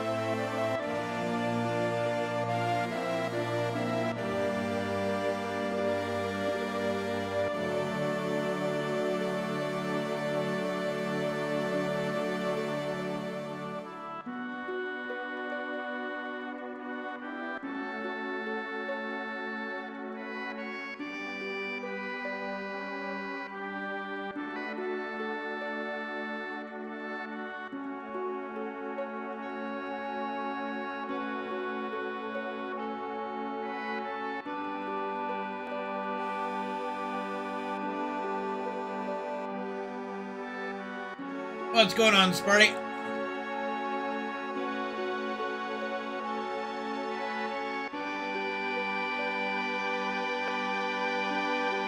It was quite a while ago, yeah.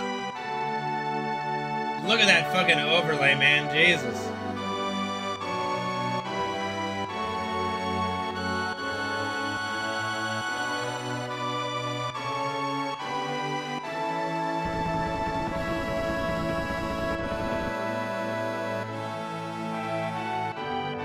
Two people that have sacrificed themselves for me. Let's fucking go, dude. Oh, I promise I won't let you down.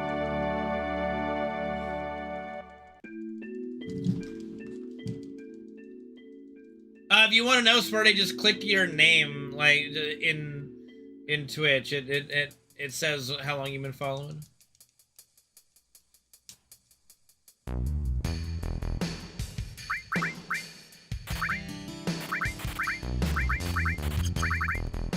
Whoopsie.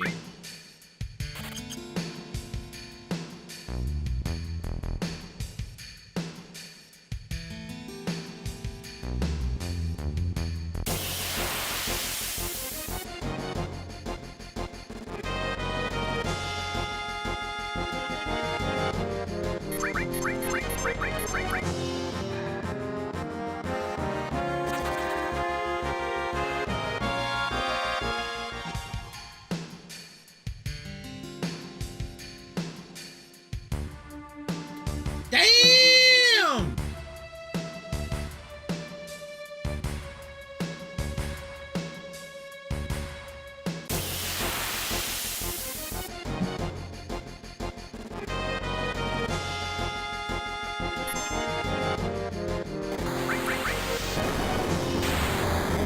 I told you I wouldn't let you down. I just want to thank everybody who sacrificed themselves along the way for me to be here where I am today. Gabe, Cheap Thrills.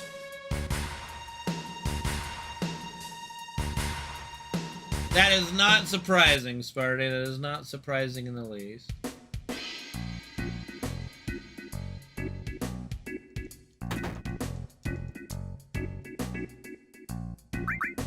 Cheating? How? No! Cheating how? Like, what do you mean? It's just random. You know? Alright, I'll take a look at the audio.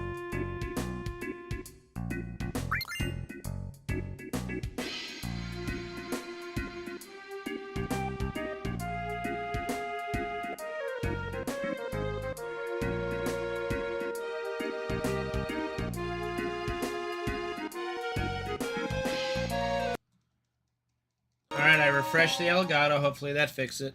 Exclamation point brawl, guys. Enter a brawl to fight to the death. Or at least to the maiming in chat.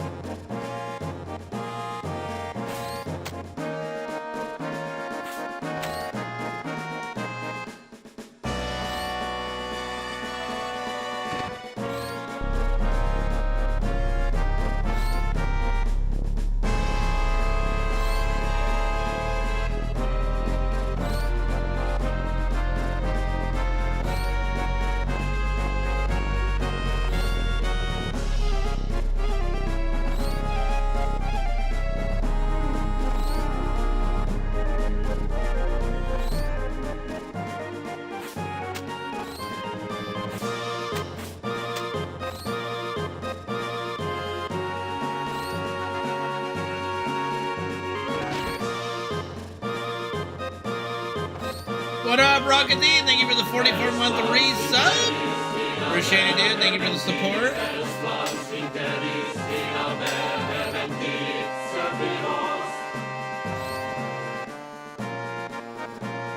Like I said, you guys make my stream possible, so thank you, dude.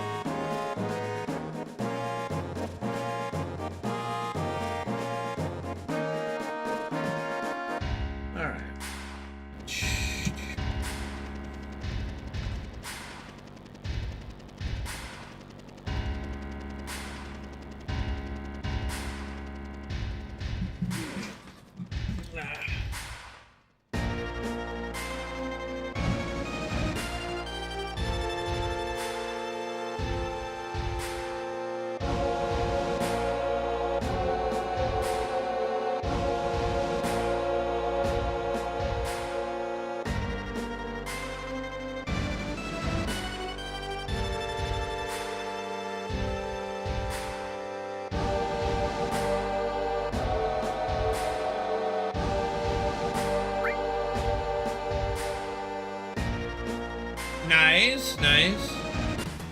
I should be able to, with my hits tonight, get that down to sub 50 then.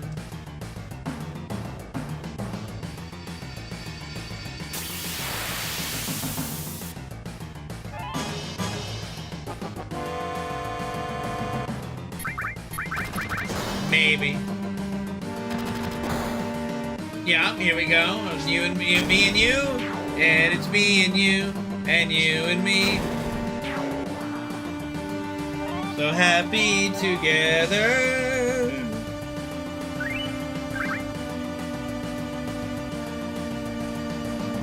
One, two, three, four. Okay, greatest video game commercial ever. The original Super Smash Brothers. Can anybody dispute that?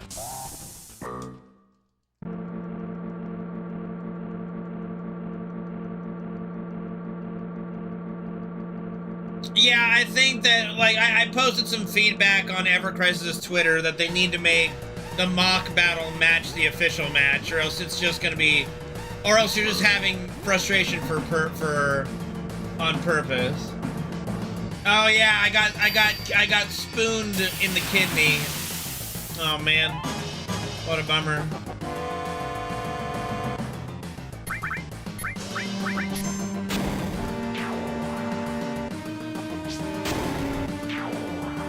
I think greatest video game commercial to ever exist is original Super Smash Brothers with the fucking the So Happy Together song playing in the background. Just so good. I love it.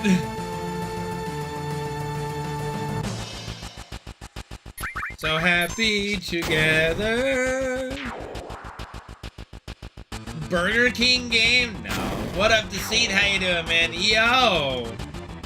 Yo, Deceit.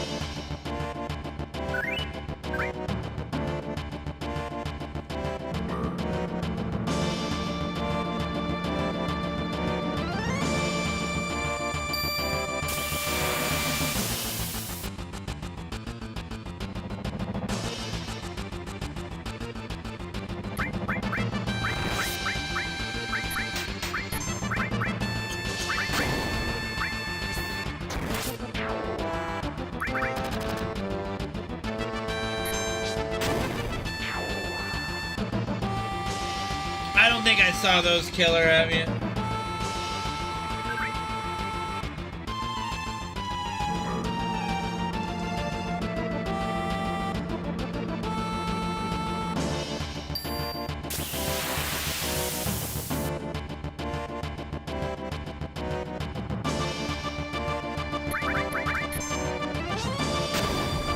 No matter how they toss the dice, it's only right. The only one for me is you, and you for me. So happy together.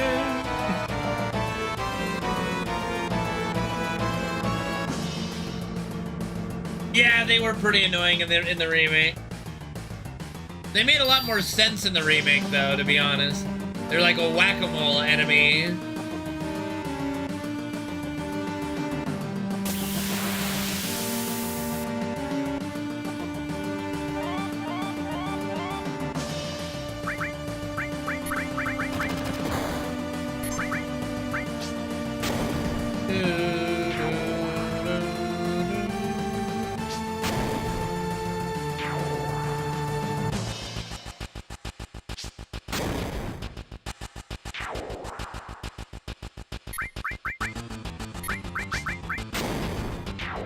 No, not the moth slasher, the judge things.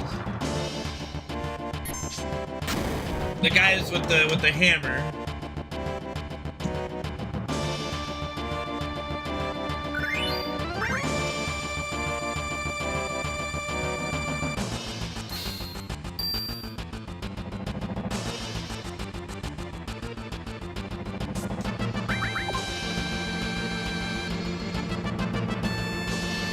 Yeah, Carbon Bangle farm for sure. Yeah, that's a thing. Yeah. Yup.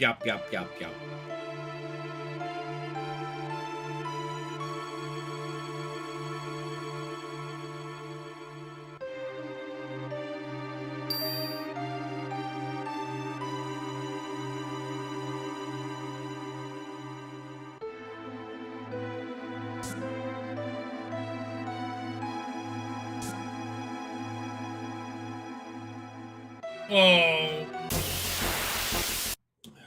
it's always fun. I hit right, and he didn't move, and I was scared, and then he finally moved. That was like a controller delay or something. That was very weird. That was very weird. Like I literally hit right and he didn't move, and I'm like, uh-oh. So I pressed right even harder, and I'm like, I don't know if he makes it, dude. That's super annoying.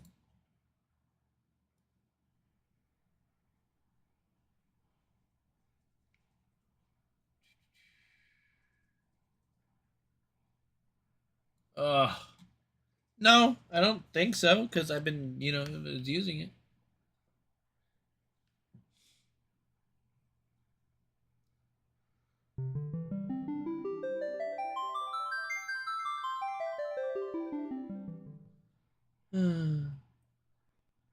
It's always fun. Gotta love it. Okay, there's something going on with my PC. Maybe, because, just doing, my mouse is, pausing every now and again while I'm moving it. Alright, it's better now. That was weird. What's going on, man? I feel like just something feels off. Like, you know, just something just feels off. Like the face off. I think that was a really late start. Let me restart again. That looked like a really delayed opening. Let me just shut off the PlayStation really quick. Turn it back on.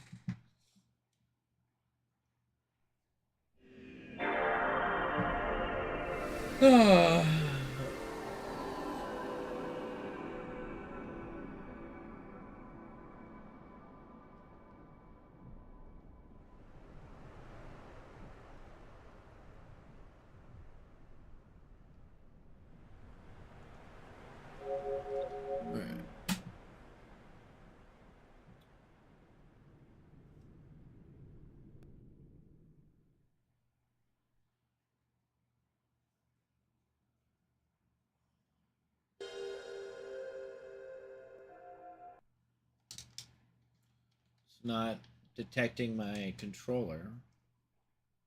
At least not on the controller cam. Why? What's going on here? Is it just because it's like there's no inputs on the... Okay, there's just no inputs on that screen, so that's why.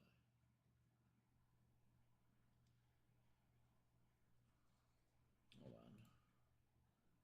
Is it showing a delay? No, it's supposed to be 0 delay.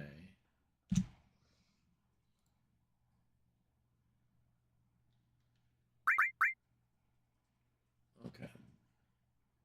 All right.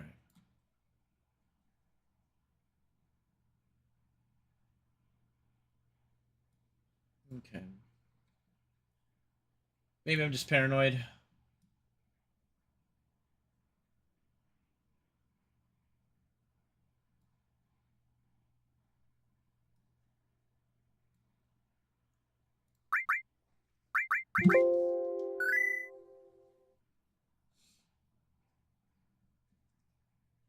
Okay, that's a better launch time.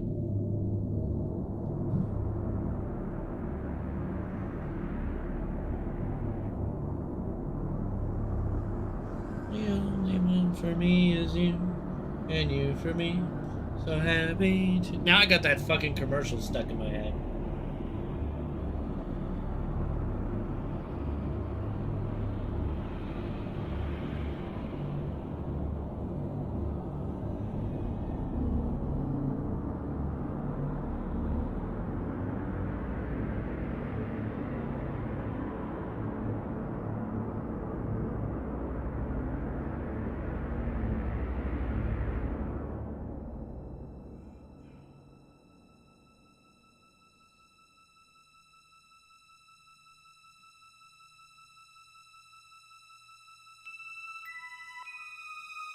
Okay, all synced up. It was the controller. How much of a time loss is the guards? Permanent. Basically.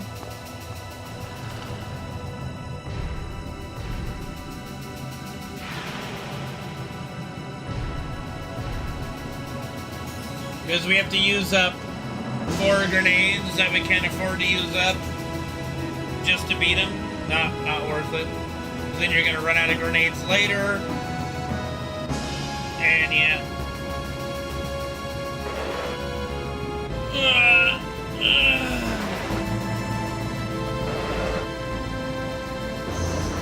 Well, here we are again.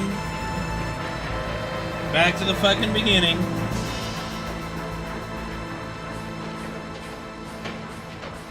No, that's definitely not a reason, Shaw.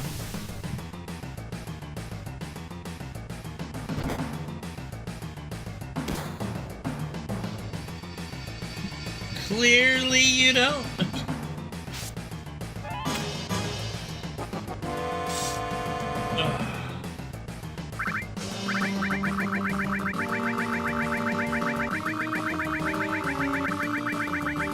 Still feeling a little fatigued from yesterday, but I should be alright.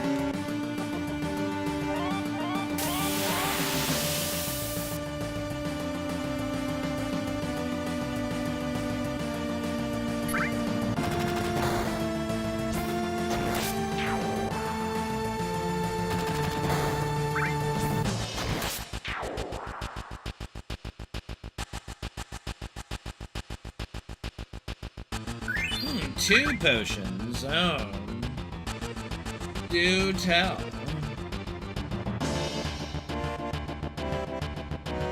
Better mess up, dude.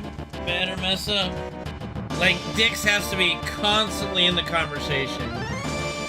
Or else, what's the point?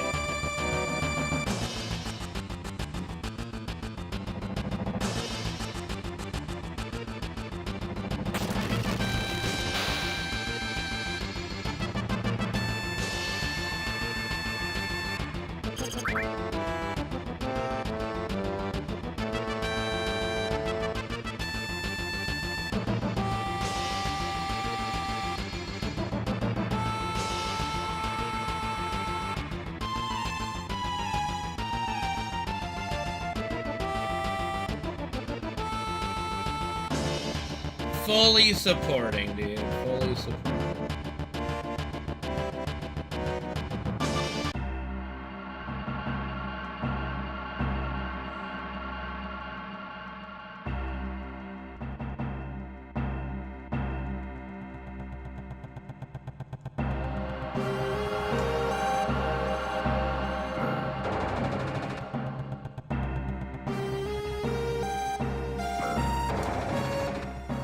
It's so depressing being back here again.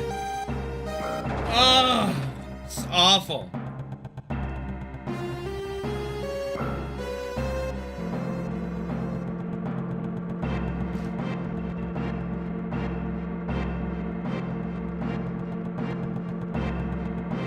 So here we are again. I guess it must be fate. Tried it on our own. Deep inside we know we'd be back to set things straight.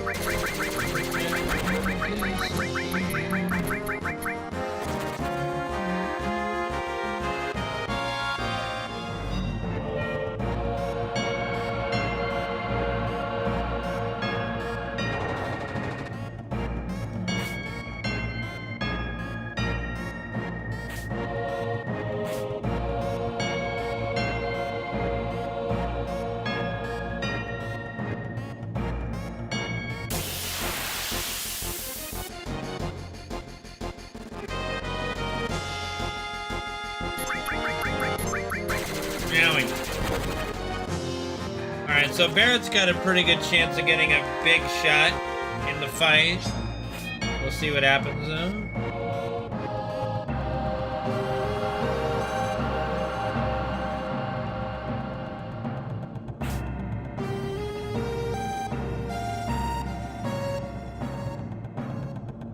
One, 2, 3, 4, 5, 6, 7, 8, 9.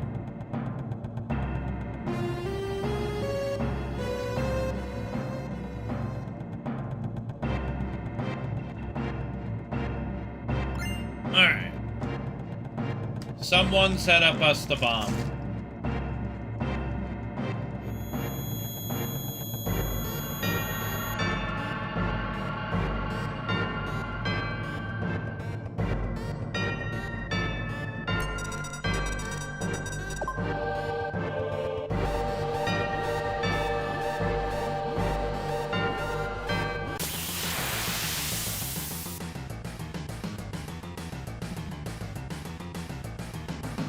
Alright.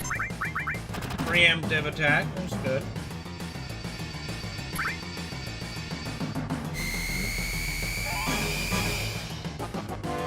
Alright, so we're gonna try our best to make this like a no reset run. Like, obviously, if I die, I die, but...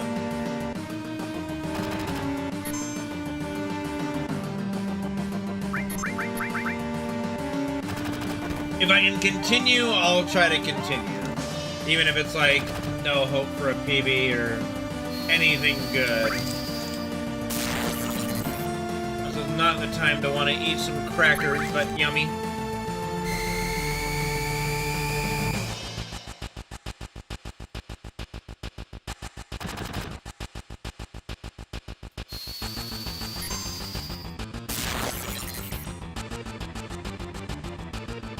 Well,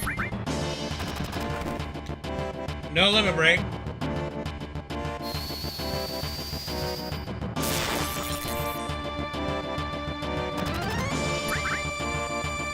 You say that, I don't know.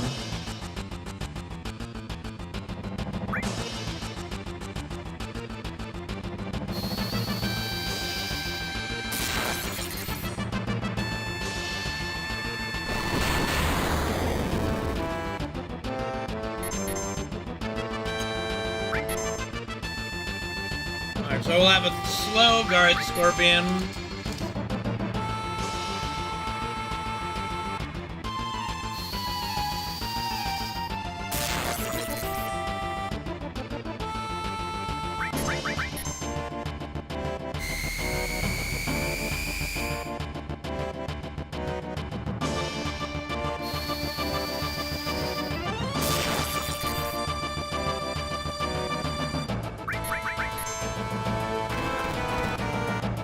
What's up, clams?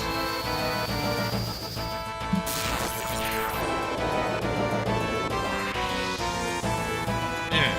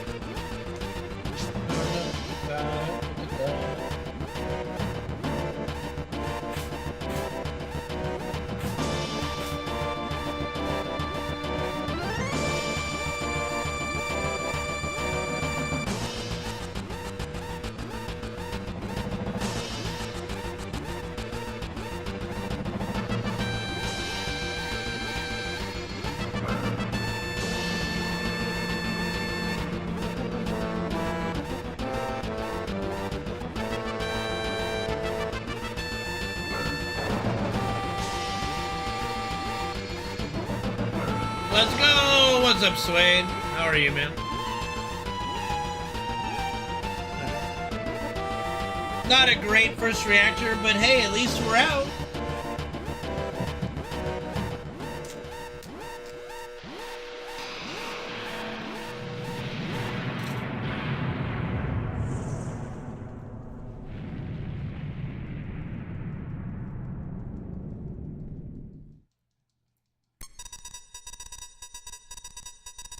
I suppose I'm as good as I can be.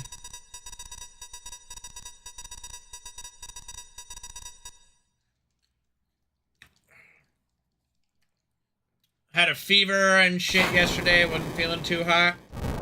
Get it? Wasn't feeling too hot. Get it? Because I had a fever. Wasn't feeling too hot. Anyway. Yeah.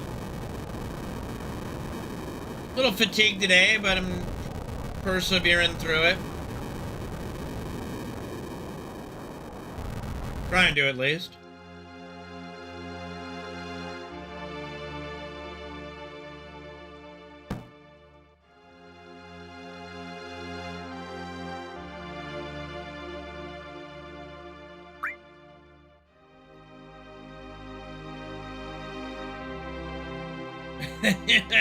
You know, always, man.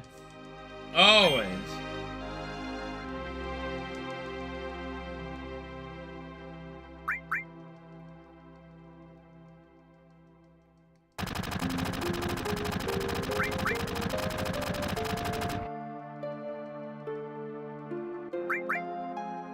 I wonder if someone could do a successful stand-up with nothing but dad jokes.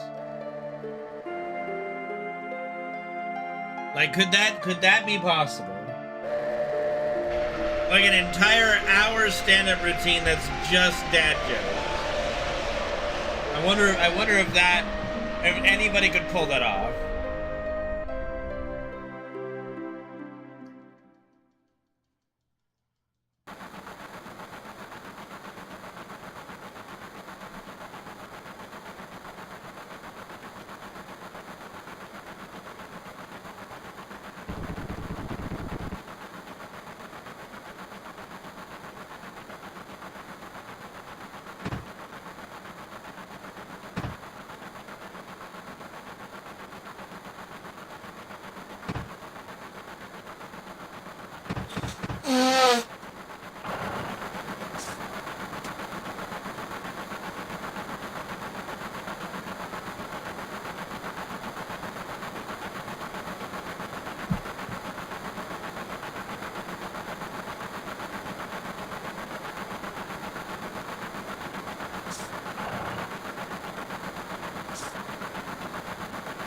Boy, my arms are tired. Get it? Because I flew. Because we flew. My arms are tired. Get it? Do you get it? Because I flew?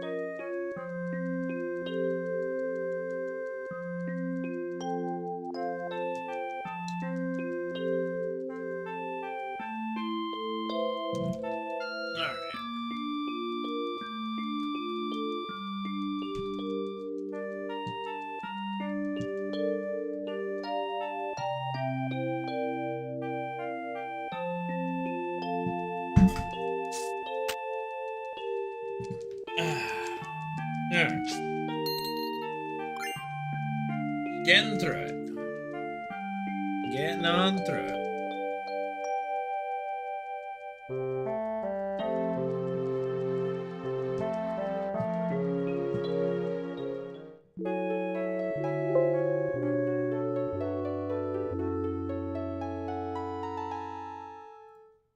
I'm rich! Bro, like, we've talked about the guild conversion in this fucking game. He gave us 1,500 for blowing up a reactor. I don't know, man. That's not a lot of pay.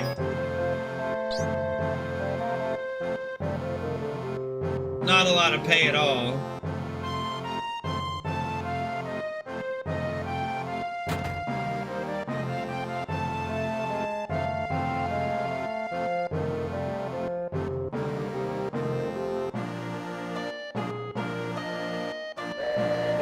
I'm just saying, it's like, you know, we're really doing Tifa a favor here, you know what I'm saying?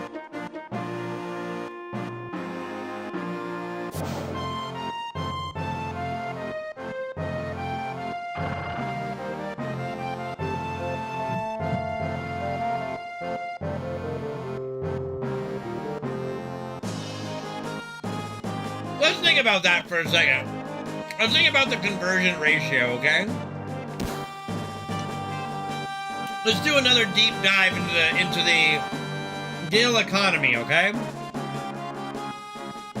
So, as far as money for Marlene's schooling goes, I think it's more like he's saving for her schooling, you know? Like that money is set aside for her schooling, but it's, you know, it's a savings for it. And it's all being blown on mercenary fees. Now, when we go to the restaurant to buy a I could be a little off on this. To buy a Korean barbecue plate, I want to say it's like 80 gil.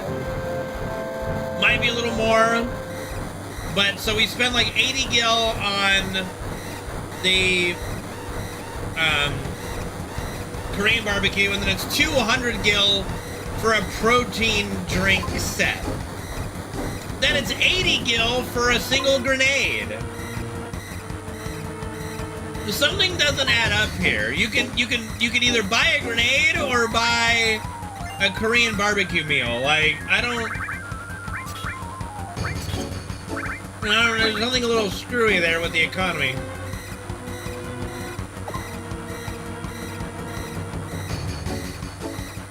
Then a potion is what? 50 gil? High potion is 150, I think. Phoenix Downs are 300. Well, you exchange the protein drink set, which costs 200 gil, for a diamond tiara. So yeah, that's a pretty, like, that's a crazy. Either like diamonds have no value in this world, or that dude just really is happy. 1, 2, 3, 4, 5, 6, 7, 8, 10, 11, 12, 13, 14. We have 50,000 gil for the potion. Yeah.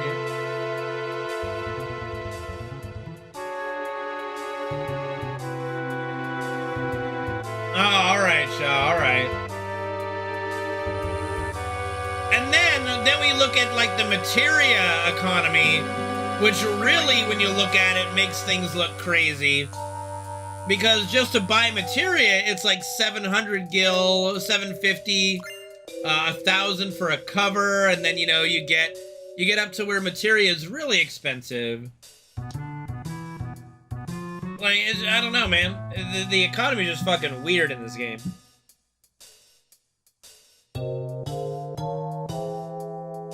And don't even get me started on the fact that you could sell a fully mastered all material for like 1.4 million gil to some Joe Schmo in the slums. Apparently every merchant is fucking Elon Musk in wealth.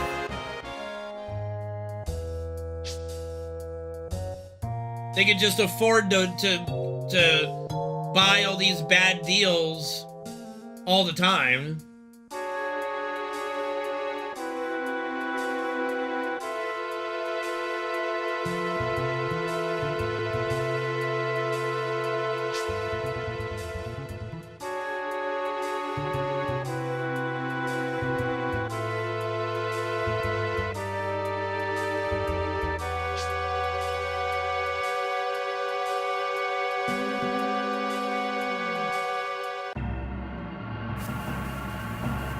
Don't get me started on the fact that, like, elixirs you can only sell for a single gil. Like merchants look at that and go, you know what, I'll buy a potion off you for 25 gil.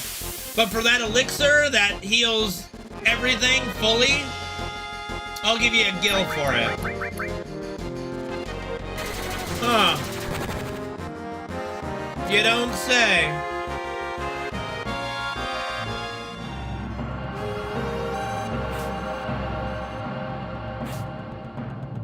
Nice conversion, Cheat Thrills. So to buy a villa in Costa del Sol, which is basically like Miami Beach, is 3,750 grenades worth.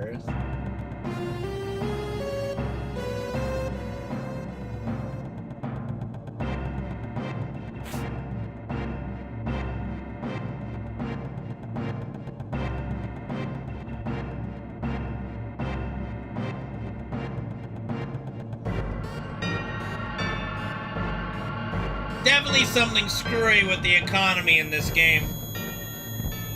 I can sense it. A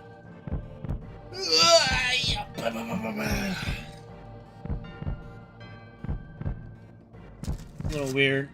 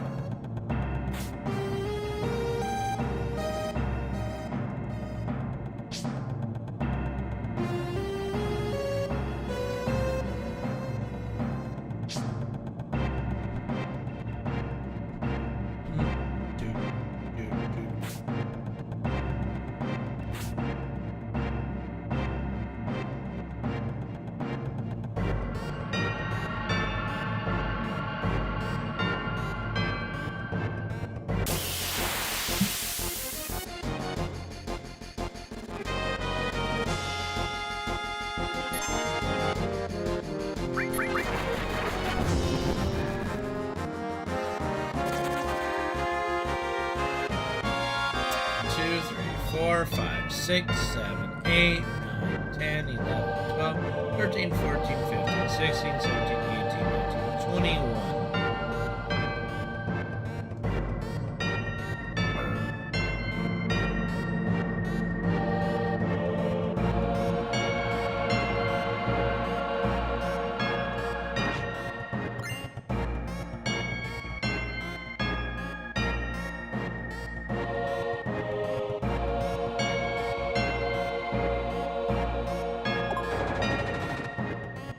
Yes, they do. I think it's a couple billion gil. I think it's like 3 or something billion gil, maybe. I'll try to pay attention because I'll be able to speed read what Reeves says, but I want to say it's a couple billion gil. Maybe like 10 billion gil. I don't know. It's a lot. It's a lot of money.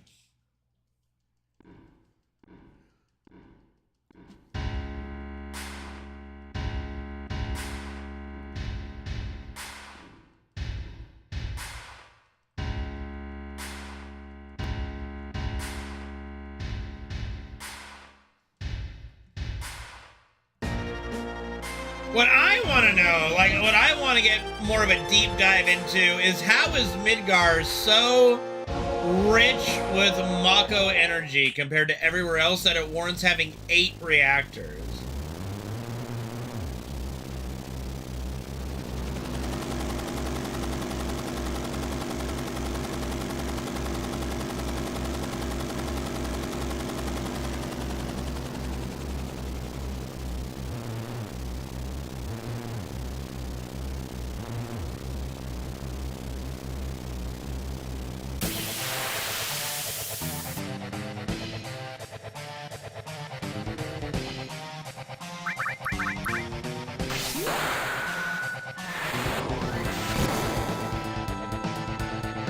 Alright, not a great hit by Barrett.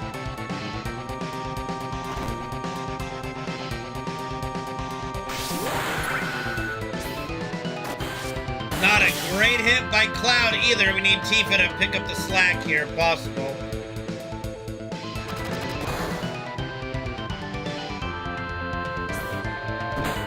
That's not enough, but, you know, at least Barrett can finish the job.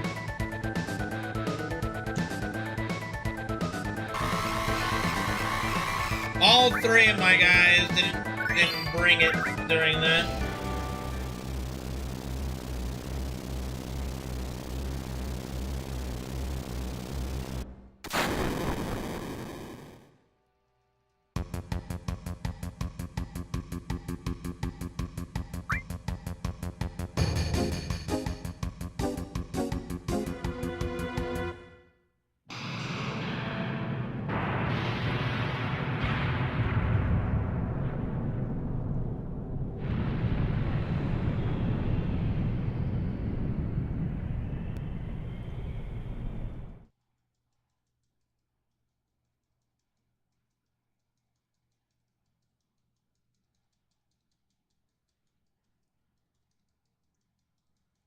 Alright, Cloud's dead. Credits roll.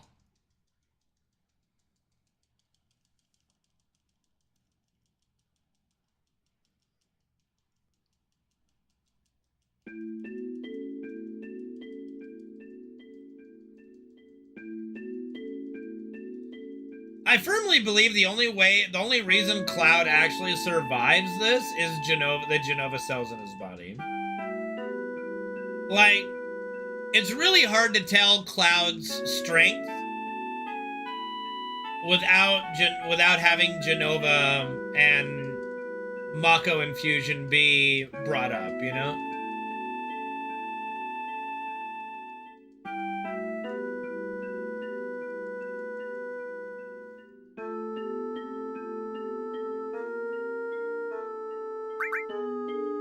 Like, the only feat of strength we have for Cloud is surviving Sephiroth's stab, which is impressive. Like, but there's a lot of factors to that.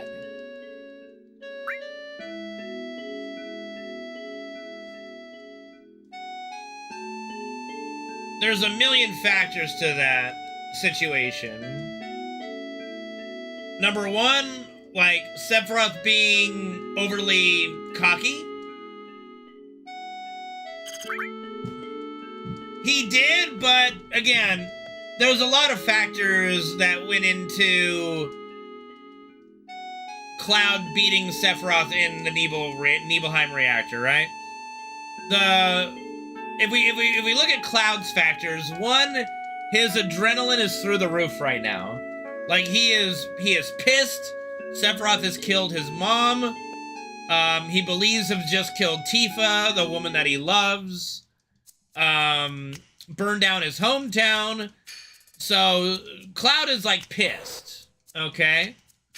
So that's factor number one. Factor number two, Cloud did get in a nice cheap shot with, I don't know if you guys have seen, like, the Buster Sword's dimensions, or pay attention to that. He fucking shoved that giant thing through Sephiroth's body. And the only reason Sephiroth wasn't, like, cut in half and, like, dead is because of Genova cells in his cell. So Sephiroth is like, he's hurt, but he would be able to fully recover given enough time because of Genova cells, right? Well, you're not gonna see blood in the PlayStation version. Anyway, so that's factor number two, is that Sephiroth is injured. Factor number three is that Sephiroth is carrying Genova's head and refuses to put it down. So he is one-handing his otherwise two-handed sword. So we can think that his strength is at half capacity. Or even less because of his injury. So we can look at it and maybe Sephiroth is operating at about 33% capacity. So that's factor number what, 3 or 4? So then when Cloud goes up against Sephiroth, who is in this weakened state, is refusing to drop Genova's head, and not only that, he is also being very cocky, stabs Cloud, and then instead of like finishing him off, he decides to taunt Cloud by, you know, like raising him up and all that shit, instead of just killing him. So then Cloud kind of recovers from the initial attack. His adrenaline kicks in again, and he's able to overpower Sephiroth and yeet him into the Mega Reactor. Now that is a good feat of strength, but it does come with a lot of caveats. And that is the only time we ever see Cloud do anything in the game, or like movies or anything subsequently, without Genova cells in his body and Mako infusion, whatever Hojo truly did in the 5 years he had him in a test tube. Only what we can glean at least is at minimum he had Mako infusion because he got Mako poisoning, and Genova cell infusion, which is probably the only reason he survived the Mako infusion, is because of the Genova cells. You know? So it's really kind of hard to pinpoint Cloud's strength. We rarely ever see him as anything but a super soldier.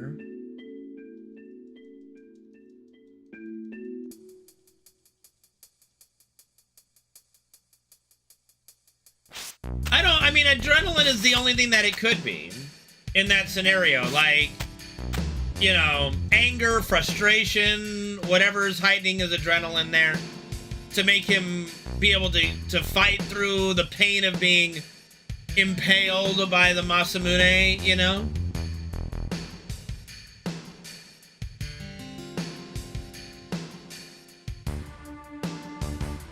What are you talking about, drug? What is a drug have anything to do with it? It's kind of like, you know, I can remember even when I was playing sports, right? No, adrenaline is something that your body creates naturally. Like, that's not a drug. It's a natural thing. So, like, when I was playing sports, when I would be playing hockey, I remember distinctly that there were some moments where I got, like, hooked or slashed in a really bad spot. I can remember specifically, I got hooked in between, what is this? My elbow? Like, you know, this, like, you know, where our, like, the elbow crease right here, whatever you call this, I got hooked here really bad. In fact, it looks like I still have scarring from this. But, I got hooked so bad that it was cut and bleeding, and I didn't even notice until I got back to the bench and sat down for a bit, which would have been like at least 5 or 6 minutes after the incident occurred. And I'm just sitting down, and my teammate looks at me and goes, dude, you're bleeding everywhere. And I just look at my arm, and all of a sudden, ow! Ow! Like, ow! And like, because the ref didn't even call a penalty on the play. So I basically, I rolled up my sleeve and showed him my bleeding arm and went, ugh! You see? What the fuck? And the ref had to apologize for missing it. But again, I didn't feel a thing until I sat down and I looked at it.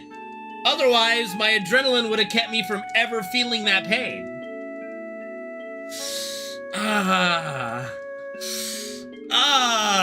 You know. So for Cloud, I think something similar could have occurred there, where the initial shock of being stabbed went away pretty quickly, and just everything kicked in for him, and he just went, fuck it. I mean, I'm doing this right now. I couldn't read the comment, so 1 second, buddy. What the? Okay. Goodness, okay.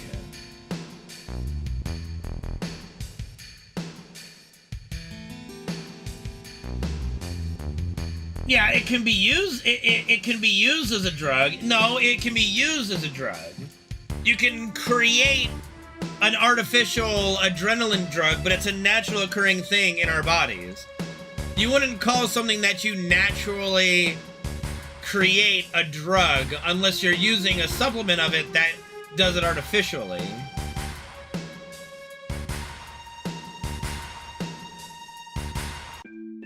Like, you can artificially create an adrenaline drug, but when you're doing adrenaline naturally, that's not a drug. That's just your body doing it. That's just a natural thing that our bodies are capable of doing.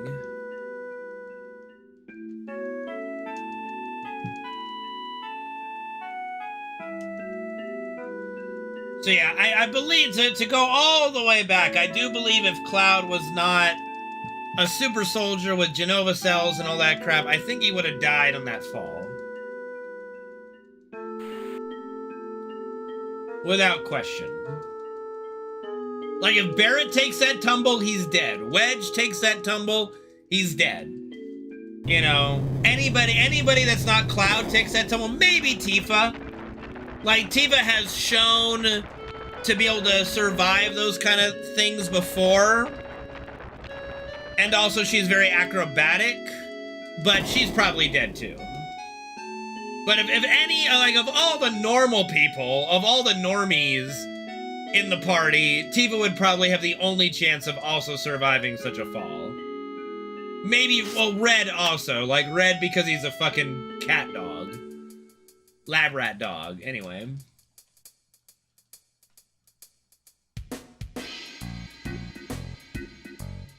Maybe Yuffie because she's a ninja. Anyway, most of the party members would die.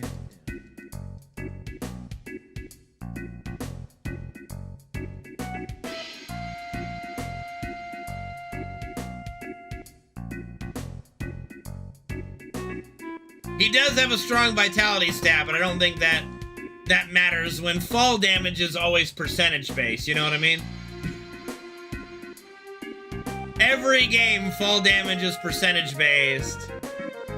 From a certain point, you're just gonna die no matter how much health you have. You're just gonna die from this height, yeah?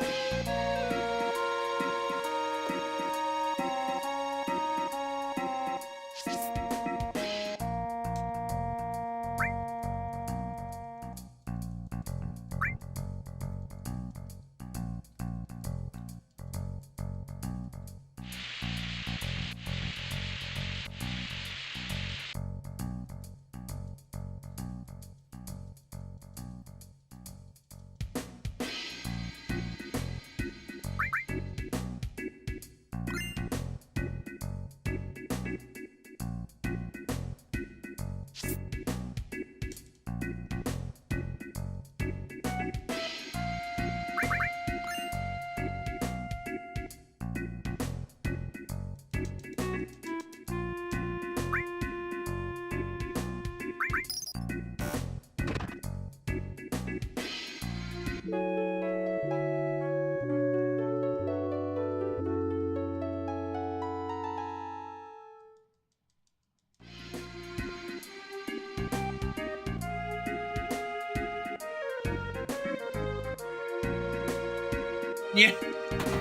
Well, he's just so shocked because nobody comes into the pharmacy. Like, whoa, there's actually a customer.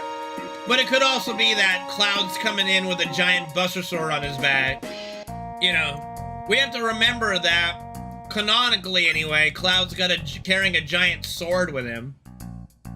So he's probably like, oh god, am I being robbed?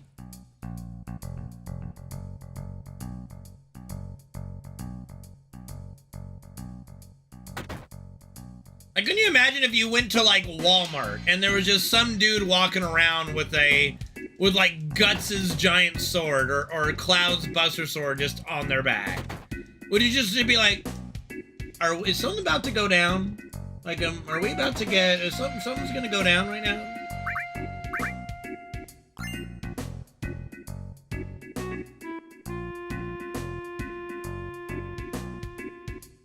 The guy with the gun arm as well is a factor, yes.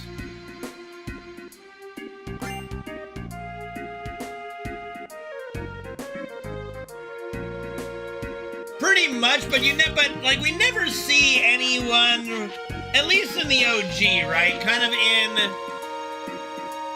in the remake, we kind of see a few more thuggish types, I suppose, but not in the city. Like, outside the city, sure, but not in the city of Woolmarket, right? So, I mean, while there might be some shady characters, none of them appear to be brandishing weapons just so flagrantly, right?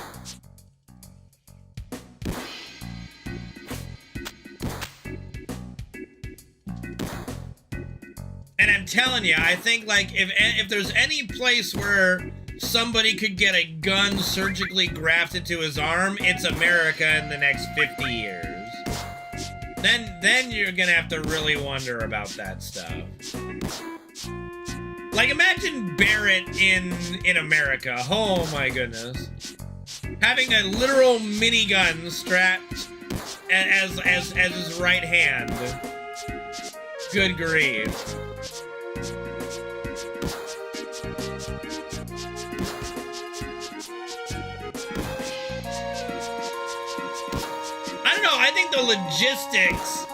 I think the logistics of grafting a gun to your arm, that would be, I don't know, dude, that's gotta be rough.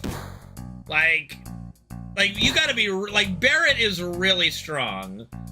Is like the only way it works, right? Like, otherwise his bones would get shredded and, like, there's just no way he could handle that kind of,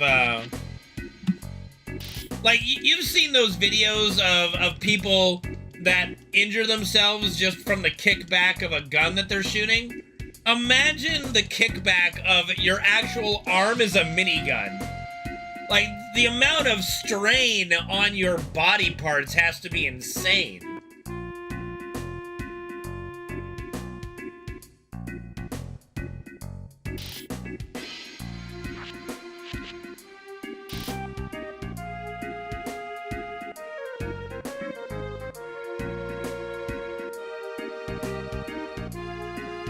Well, see, I don't think it's muscle manipulation because, unless I'm mistaken, it really does look like, to me, every shot we see of Barrett shooting, he has his other arm holding where he shoots. So it could be for aiming, but it could also be that he is pressing a button that shoots the bullets, right? Like, it could be that his left hand, when he's holding it up, is pressing whatever pressure switch needs to be pushed for bullets to actually fly. Like, it could be very possible that he cannot shoot the gun without the use of his other hand. I mean, it's probably a mix of all of that, Cobra. It's to aim, to help with recoil, stabilization, what have you. But I can't picture a scene anyway in Remake or the OG where he just shoots it he shoots his gun with one hand, right? If that makes sense. Like, we don't know for sure. It's a question that nobody can actually claim to know unless we can find a clip somewhere of him shooting with just one hand.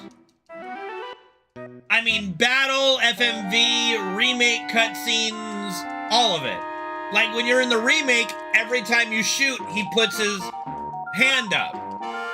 Dine does, but Barrett doesn't. But what does Dine have to do with, like, Dine has nothing to do with Barrett. Dine also has a skinnier gun, kind of. I don't know. But just because Dine's works that way does not guarantee that Barrett's works that way, if that makes sense. We could maybe take an assumption from it that, hey, if Dine's can shoot with one hand, then Barrett's can, and he just chooses never to do so. But that's an assumption I don't like to make, you know what I mean?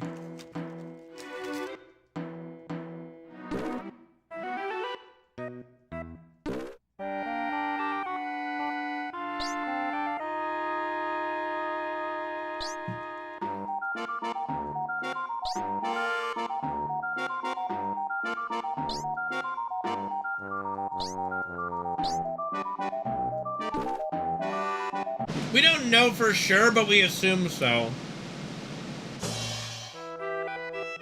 By the dialogue that Barrett says, we can assume so. I think there's more evidence in that to affirm that than there is to not.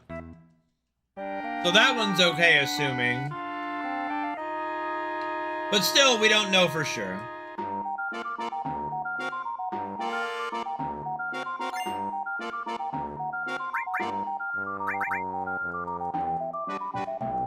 How did he pull the trigger? Well, he would probably have some kind of internal manipulation, internal trigger, yeah. It really depends. We don't know. We don't even know how they work, technically. Like, that's a funny thing, is that FF7 just throws us in like, hey, here's a dude with a gun grafted to his arm. Well, how's it work?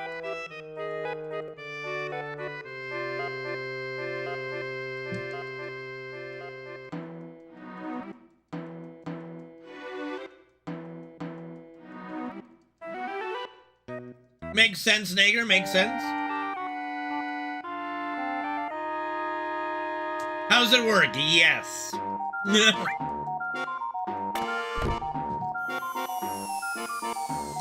That's kind of what I like about FF7 is that it doesn't explain everything to you. It leaves a lot open for interpretation, debate, questioning, yada yada. And they do a good job with that on non-important things.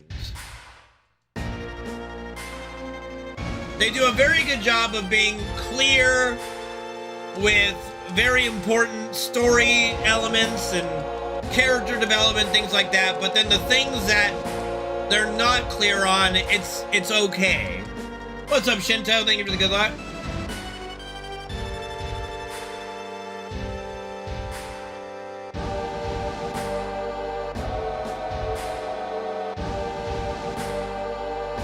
And I think that's a balance that a lot of later games, I'm looking at you, 13 series, fails at big time.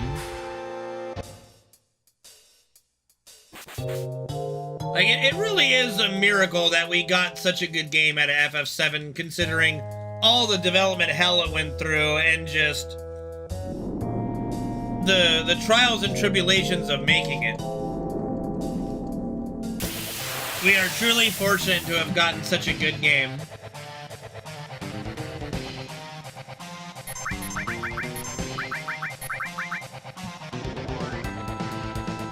Yeah.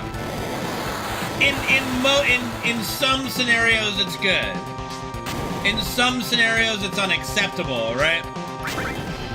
It's just trying to find that right balance.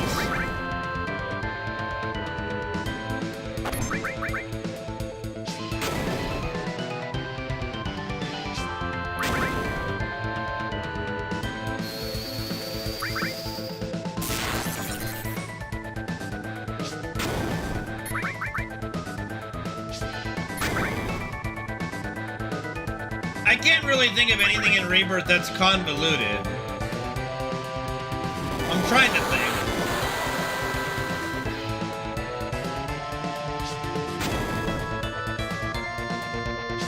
I'm trying to think without spoiling as well.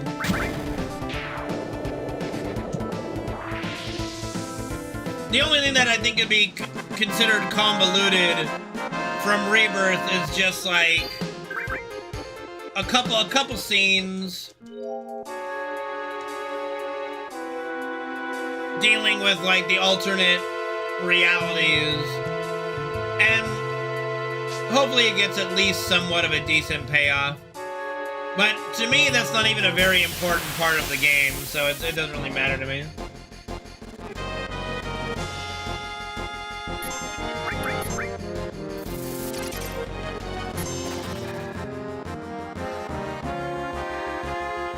One, two, three, four.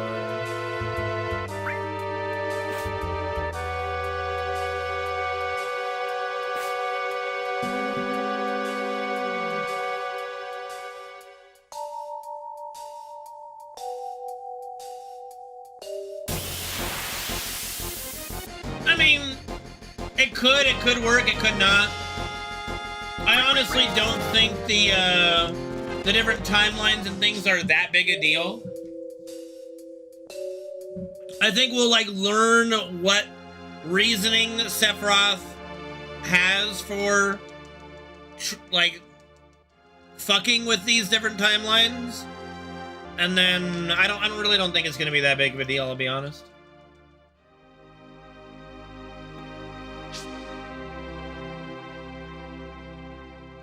One, two, three, four, 6, 7, 8, 9, 10, 11. Cisco, what's up, dude? Thank you for the Prime Gaming sub for 86 months. Thank you, my friend. Good to see you, Cisco.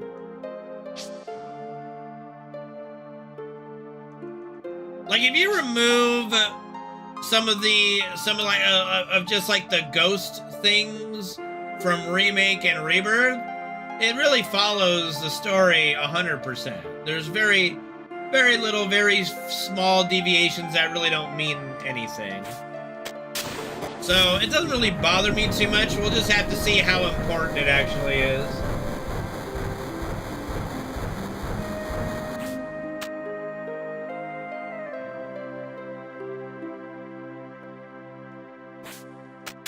Yeah, I mean, there's a lot of moments like Dyne does kind of go overboard. And you're like, why?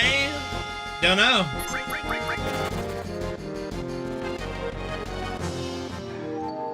He's just gone mad. And they still kept that kind of in Rebirth. Like, they didn't really give him like a big reason. It's just, yeah, I'm evil now, you know?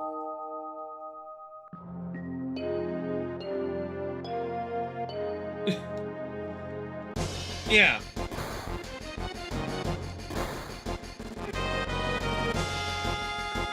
I mean, yeah, but when you look at it, his story is not that different from Barrett's, and Barrett didn't turn out the same way, right? So they're like complete contrasts of each other, Barrett and Dyne. That's why they fight in the end, right?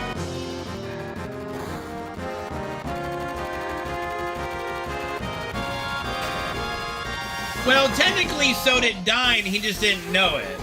But he could have easily found out if he tried. He thought that, but he could have, like, easily figured out that that wasn't the case. I mean, look. That incident happened, like over the course of, like, 4 years ago. I think Dyne could have done a little bit of searching. I don't think it would have been that hard to find Marlene.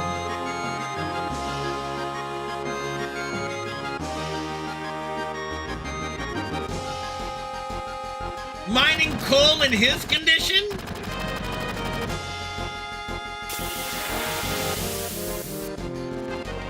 He might have been, I don't know.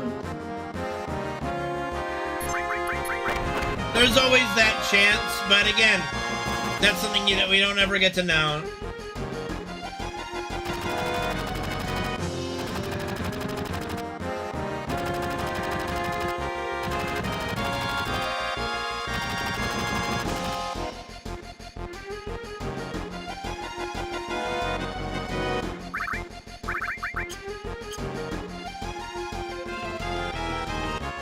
No, there's no way they butcher Vincent's side story. They're gonna do Vincent really fucking well. I can tell.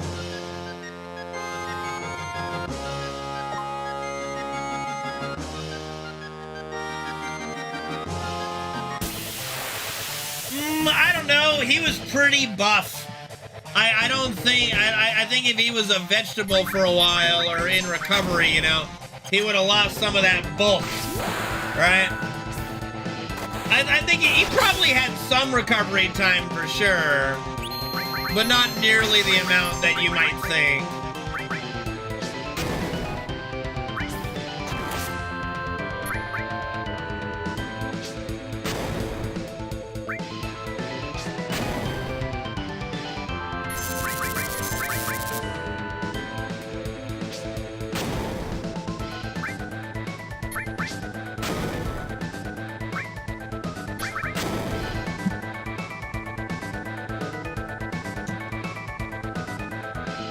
Thanks, Venerius. Appreciate it.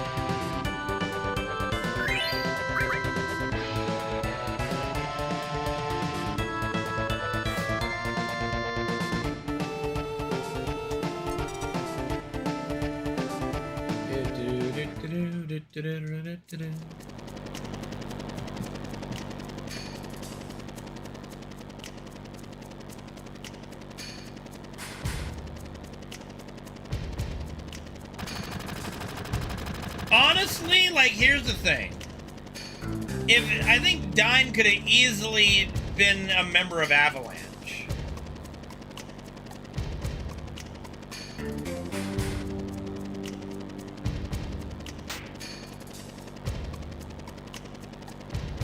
Well, I mean, the Palmer fight, it makes sense because they're trying to capture them. Right? So, you know, while Dine and Barrett are having their heart-to-heart, it's not like they've got infinite time to have that heart-to-heart.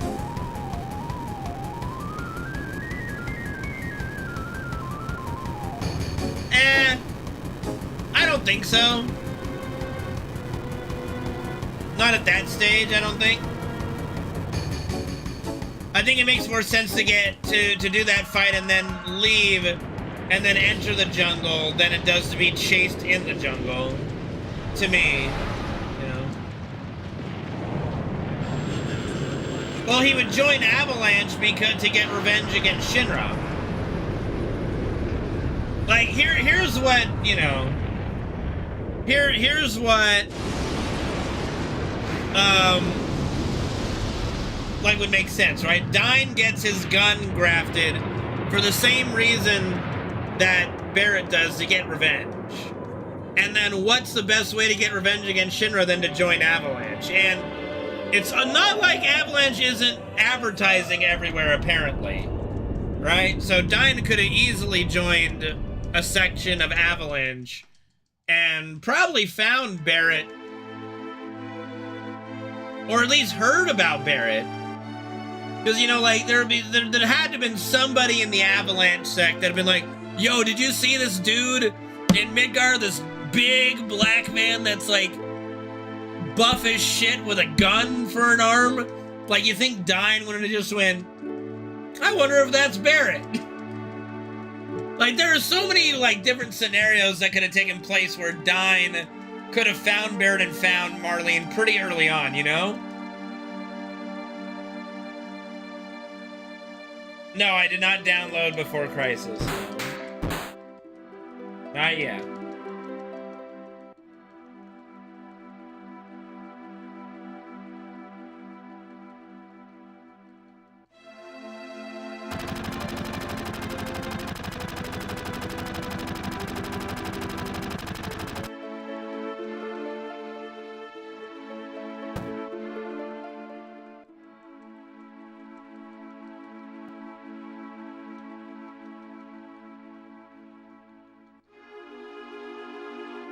Here's something that I hope they don't. I know they're gonna do it, but I hope they don't. The thing that bothers me the most in Remake and Rebirth series, honestly, this is gonna be nitpicking, but it kind of takes me out of the aesthetic a little bit, is the benches. The park benches, I hate them.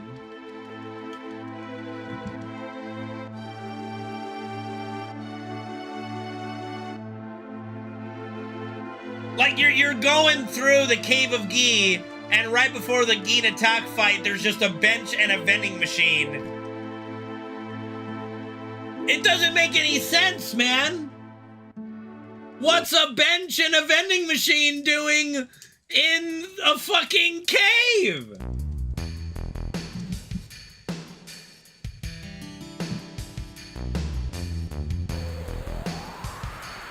It's just strange, man. It's just fucking strange, man. Like, you know, here's the thing. Don't have the benches, but have tents as an item again. And then save point, heal it with the tent. Easy peasy, that's it, you know? What do you mean, what else would it be? It could be anything else. It could be anything that makes more sense than that. Like, we're in the Temple of the Ancients, okay? We're in the literal Temple of the fucking Ancients. And there's a bench and a vending machine. What? What? Like, what do you mean? Oh yeah, because, you know, those ancients really needed to have some energy drinks, you know? Oh God, man, like, what would I put there? I already said it, just put a save point somewhere. Just a little save point, and then you can use a tent to heal. It's not hard. What they did in the original. You know, just do a save point if you must. You know?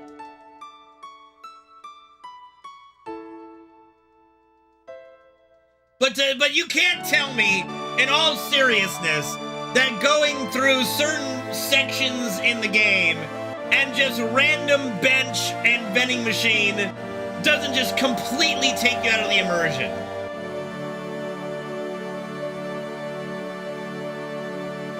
It completely sucks you out of the immersion of the game.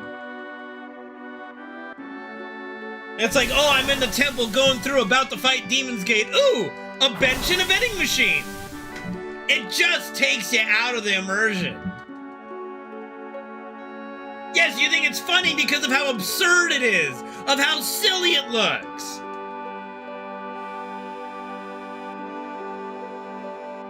Okay, the one in the arena is actually funny and mocking itself, and therefore appropriate, but... Oh, and I'm just talking the ones that are in places that they really shouldn't be. Like, you're in the City of the Ancients. You're at the spot right before Aerith would die, right? In the OG. And there's a bench and a vending machine! Why are you there? You're in the Forgotten City, made of seashells and whatever the fuck it is, and then there's a bench and a vending machine! What are we doing? Why? It's not necessary! Like, stop it! It's so distracting! Oh, God.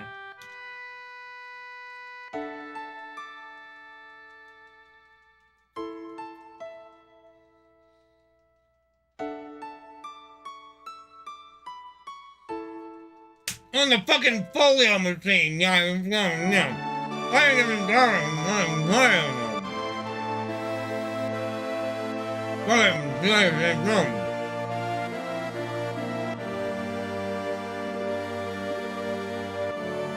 The goddamn pig.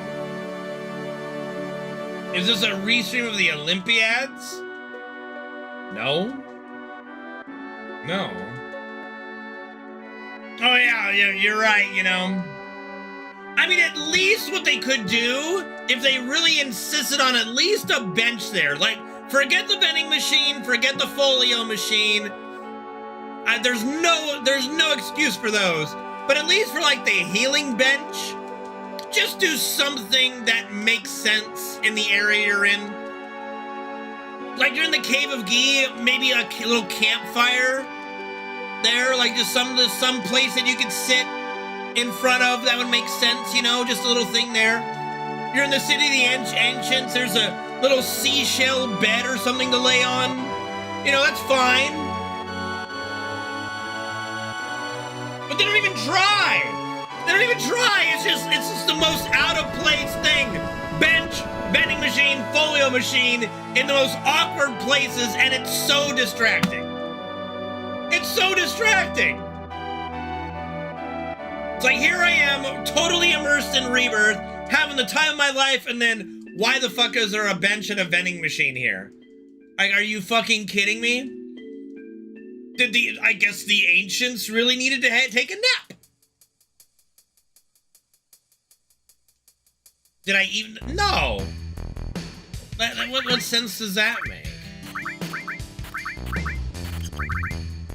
Alright. I'm aware of that, chat member, but how are we that shitty of people? Are we that stupid? Are gamers that fucking dumb? No, they're not that dumb.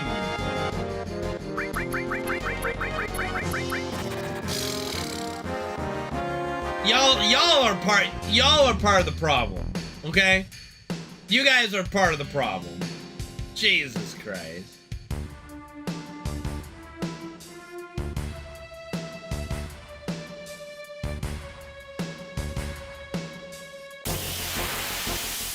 I can't believe you guys are actually defending vending machines and benches in the temple, the city. Like, I can't believe you guys are defending this.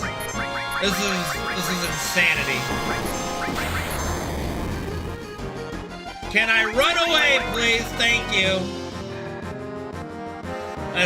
You guys are insane.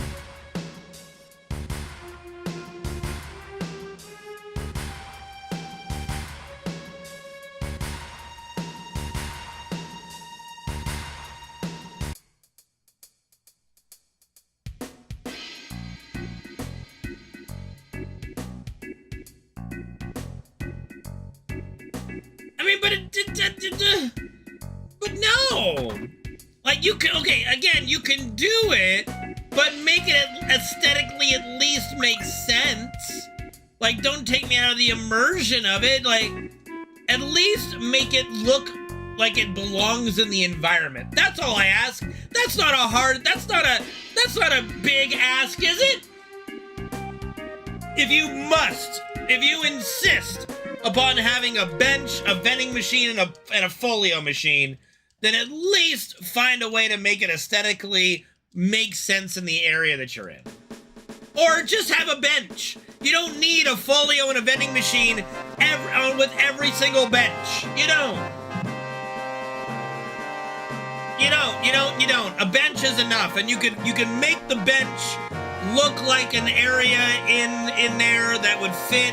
And all you're doing is getting the healing from it, and that's fine. That's all you need it for anyway.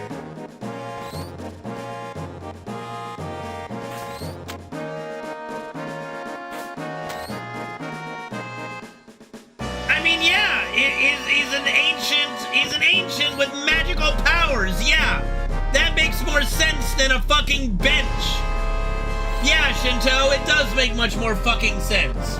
Jesus Christ. Yeah, having an ancient mad magician healing you makes more sense than a random bench. You know, yeah. Yeah, it does make more sense, Shinto. Thank you for bringing that up.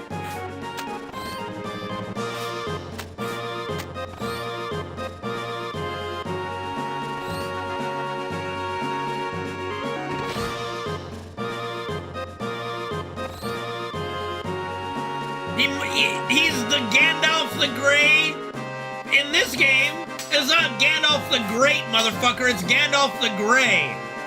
God damn it. Don't tell me you've been thinking it's Gandalf the Great this whole time. Jesus Christ. God damn it. She built the bench? She built the bench. Okay, now we're just being silly.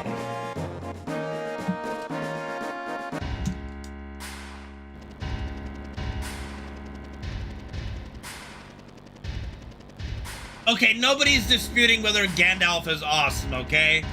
That's beside the point.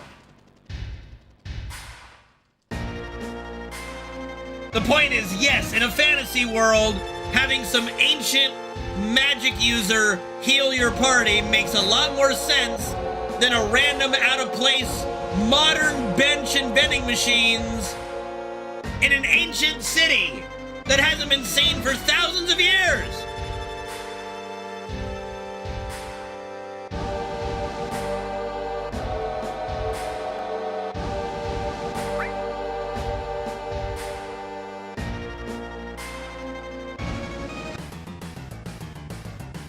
Well, actually...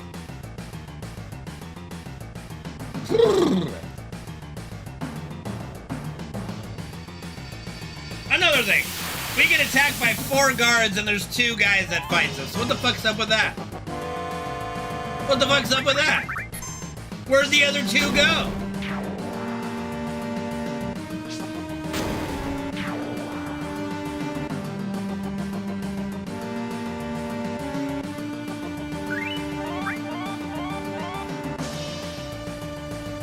Two, 3, 4.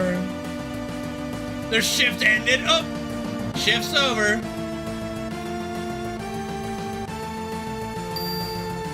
Hello, Justin Dana.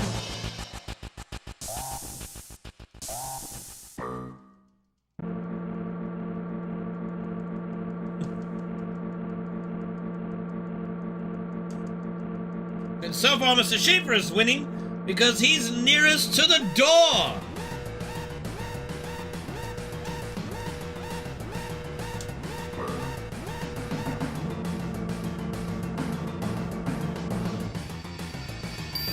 Oh, God. Damn it, Shinto.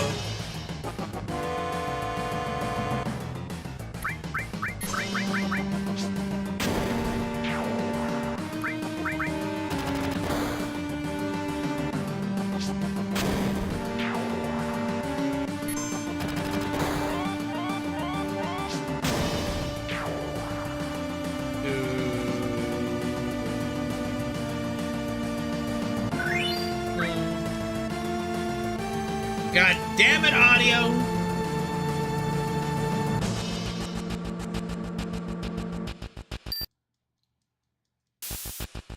Alright, refresh the game, we'll see.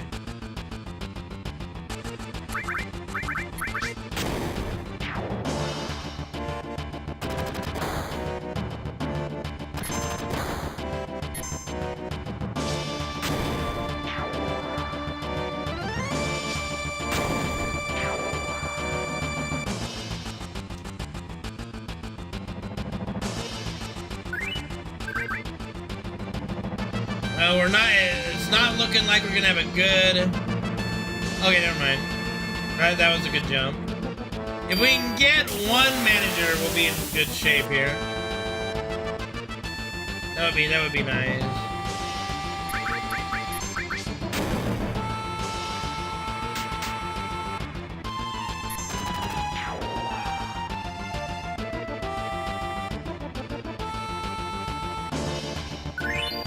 Man, I wouldn't even know how to do that, chat member.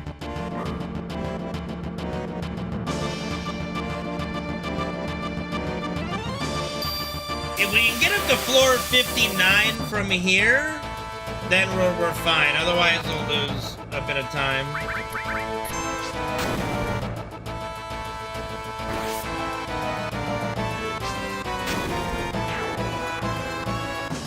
They sure are picking on Tifa.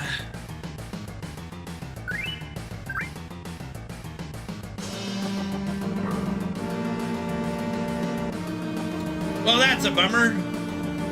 That's a real bummer.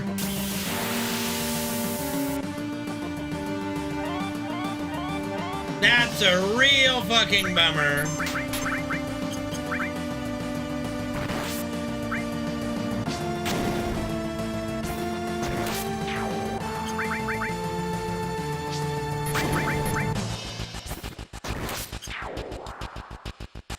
That's a real bummer.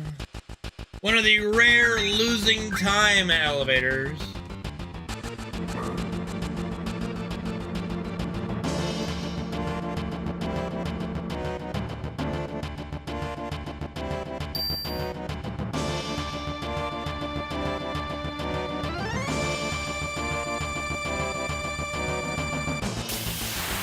Feels bummer, man.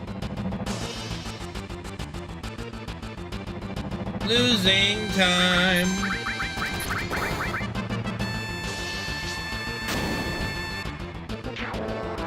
Da, da.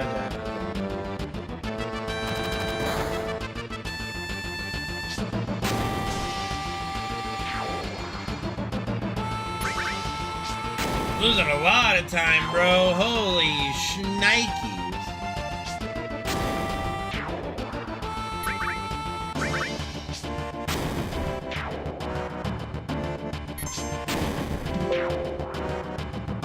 That's rough. Rough, rough, rough.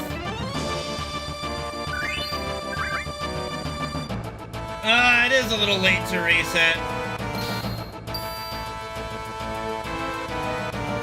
It's already 7 o'clock. We just gotta roll with it.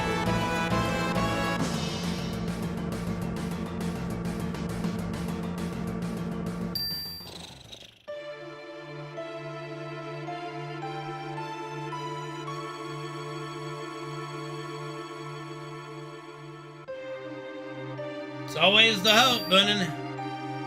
Always the hope. Alright, hopefully no controller shenanigans this time and getting caught. That was a little annoying. Well, okay. Alright. That kind of went off to the side there randomly, but I was able to recover.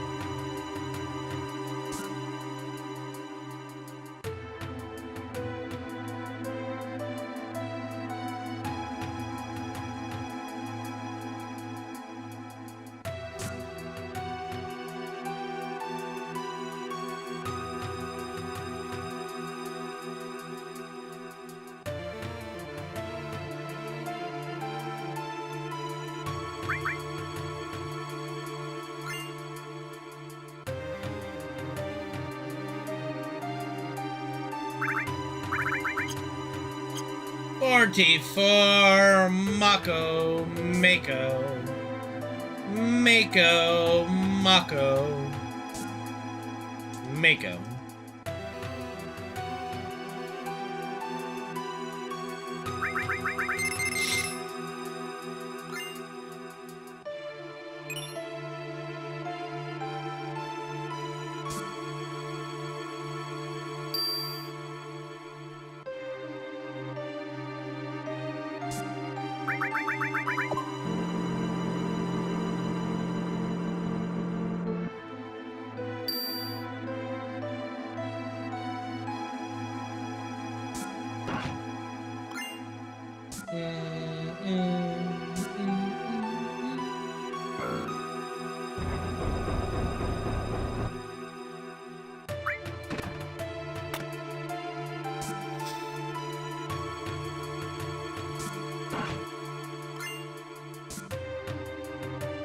No, I have not started to binge watch One Punch Man.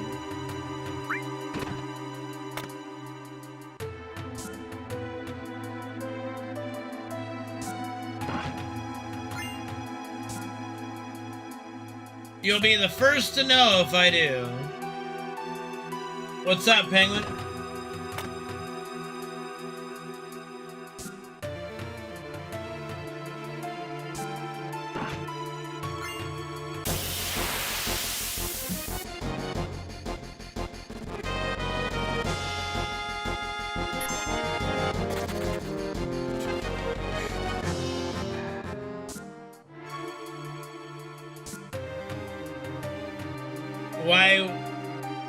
Why would I need you to knock on wood?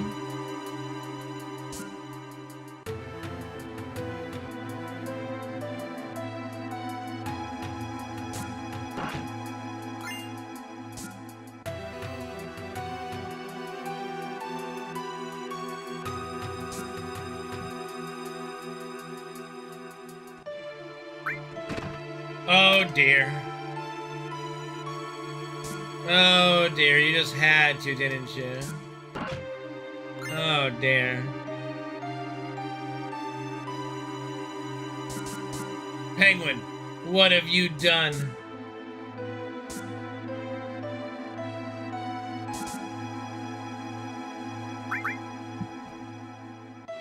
He is sleeping very soundly at the moment. Alright, I am starting to feel a headache coming on, so I'm gonna take some aspirin before it incapacitates me. Hopefully that'll help.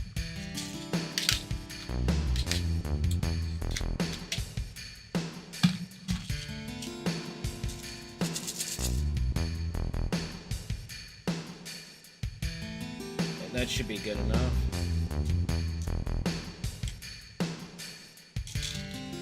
Oh, shit.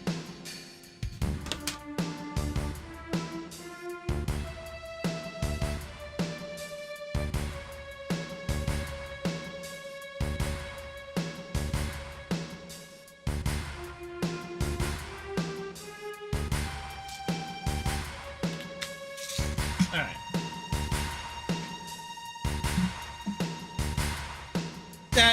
I don't think that's how that works, Wade. I took 5 baby aspirins, yes, they're 81 milligrams. What's up, Boonin? What? What, Boonin? What?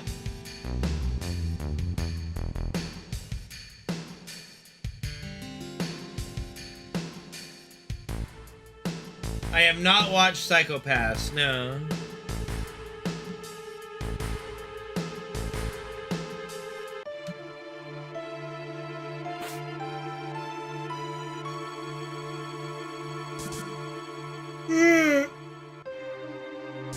What? Pardon me, what? The highest quality anime I've watched? I don't know. Probably like, what do we mean by get the fuck out of my way! What do we mean by quality? Like, the art? Highest production value? I don't know. I don't know how much that shit costs to make.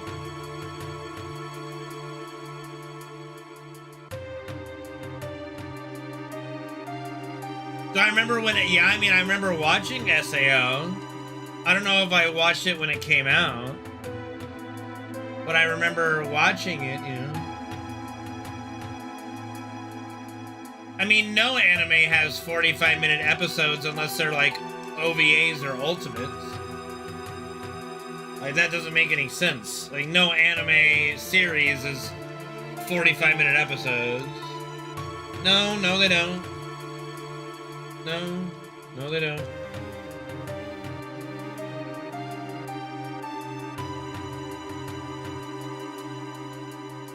Most anime series are 20-minute episodes, you know. I mean, that's what we're that's what I was talking about, yeah.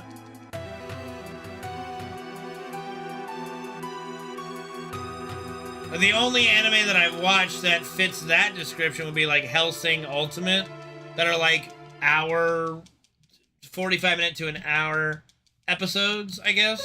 But that's also, if you take like the Hellsing anime that's like 20-minute episodes, they've taken some of the things that are in that and condensed it inside those hour-long episodes. So you it's kind of done worse in the Ultimate for those bits. I don't know. I have not watched Steins Gate now. The best story anime is Shippuden? Maybe. I like Naruto Shippuden a lot. Would I call it the best story? I don't know. I think that's subjective, obviously. I'll put it on my list of animes I should watch, Solar.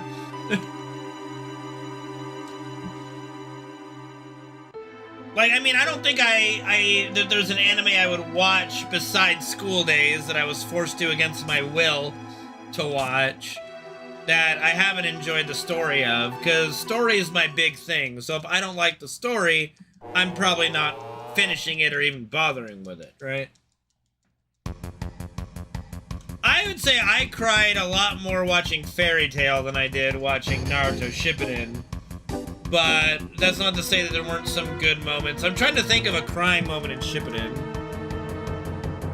Did I even cry in Shippuden? Was there a crying moment in Shippuden? Maybe Obito. I don't know. Jiraiya?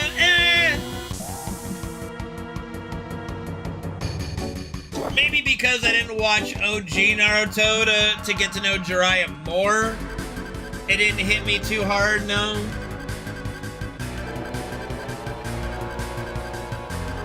Guy Sensei, no, that was just kind of cool. I'm trying to think of like an actual sad cry moment in it, you know? No, I don't like OG Naruto. I don't like kid characters. I don't like kid animes.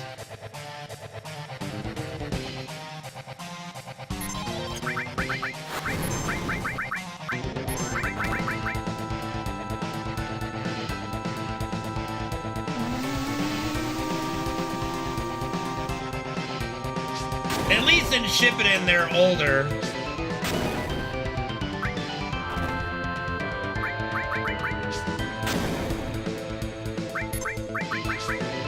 I think the only sad moments I could say for in Shippuden were the flashbacks of, like, Naruto younger as a kid and what he went through. But I don't know if it ever made me cry, but it definitely felt me feel emotions, you know?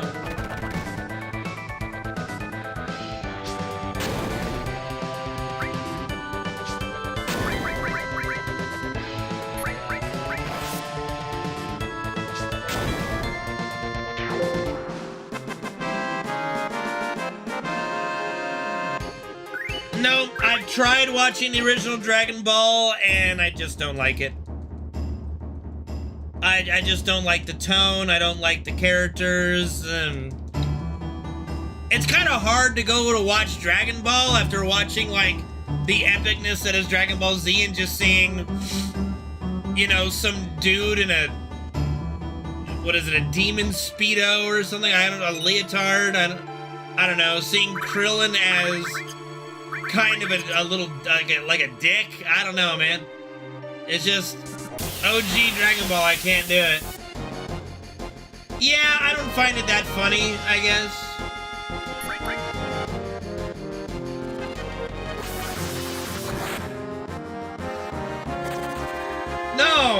No, like one of the villains he has to fight, Solar, is some, like, guy in a demon leotard. 1, 2, 3, 4. You know, like, the villains are... they're just not that interesting, except for, of course, Piccolo. But, you know... or I just don't find toilet and pervy humor funny, I guess. You know?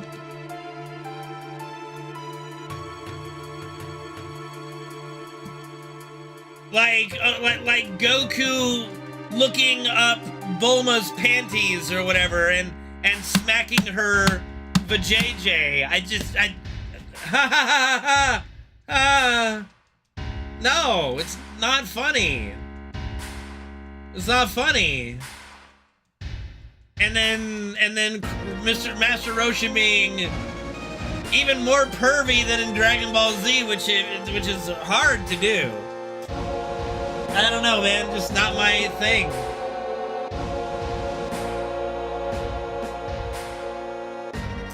Just not my thing.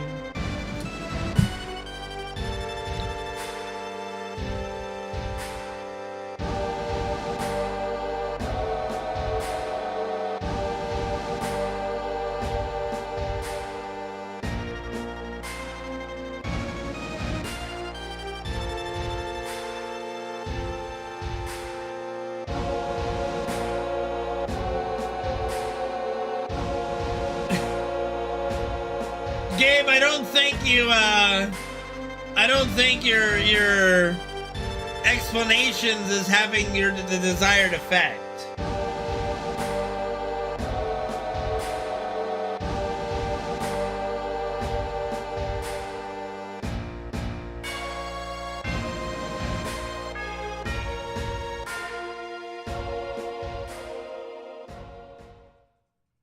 No, I haven't seen Hunter x Hunter. It's one that people have tried to get me to watch, and again, kids in anime, I just can't watch. I can't. They have to be minimum like high school or late middle school for me to even wrap my head around it, to even get into it. But like little kids, I can't do it.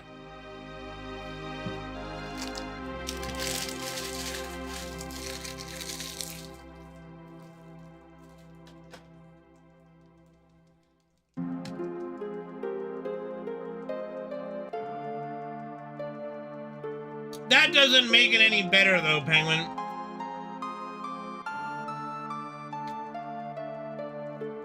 Never seen Tokyo Ghoul, yeah?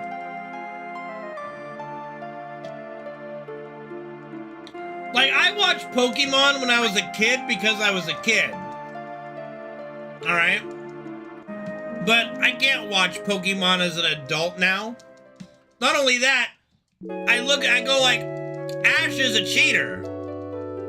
Like, I can't watch Pokemon without just completely getting unimmersed, because it's like, how did Pikachu beat Brock's Onix? It's just so stupid. It's the dumbest thing I've ever seen. Oh, like the sprinkler system goes off, and so Pikachu lightning bolts the sprinkler system. Here, Ash, you won fair and square. Bullshit, he did! Excuse me? What? No! A Pikachu can never beat an Onix. It's just not gonna happen. It's not gonna happen, okay? Like, that was a done deal. Like, Pikachu, fucking Pikachu versus Onix. It's over. It's over. It's not even close. It's stupid. Instead, they should have just had him with the Bulbasaur. The Bulbasaur. But the Bulbasaur, or even the Squirtle. Just, you know, the Pokemon that actually had the type work.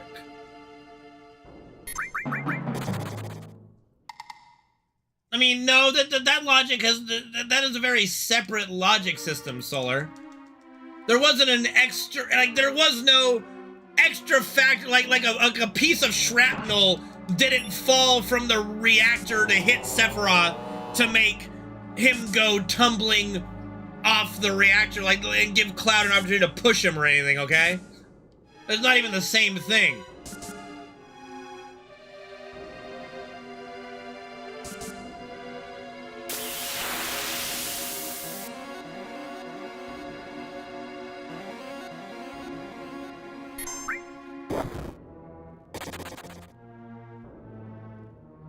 I mean, I'm sure, Penguin, but it's just, like I said, it's hard for me to get invested into a story where the leads are children. It's just very hard for me. If the wall is alive, like, what are you talking about, Solar? What are you even talking about? What you're saying is not even close to what we're talking about.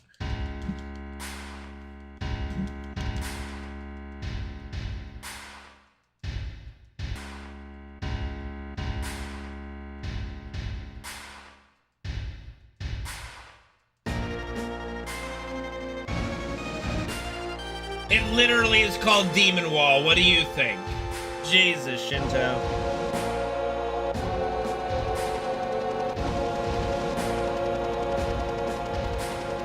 God damn it, Gran Turismo.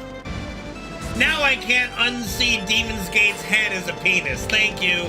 Thank you very much. Who the fuck is Gary Coleman?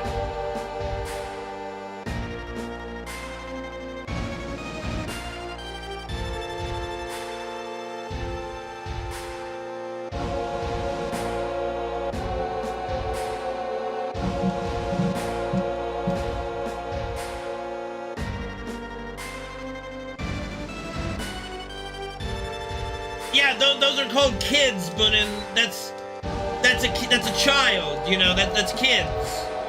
Yeah. Yep, those are kids. Yep.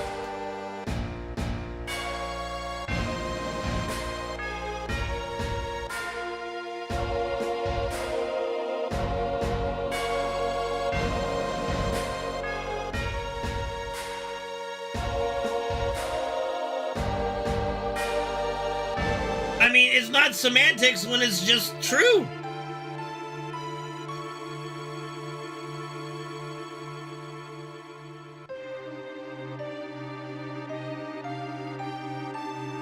Yeah, but I would also argue that the kids in Shippuden don't actually look that young.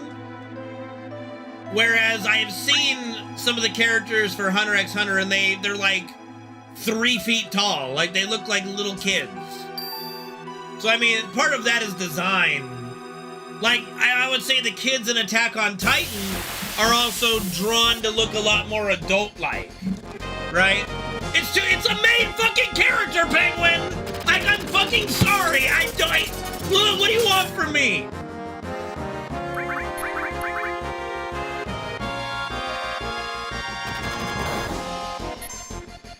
Like, the main protagonist is a fucking tiny kid. What do you want me to do? It's not a kid phobia. I just don't like them.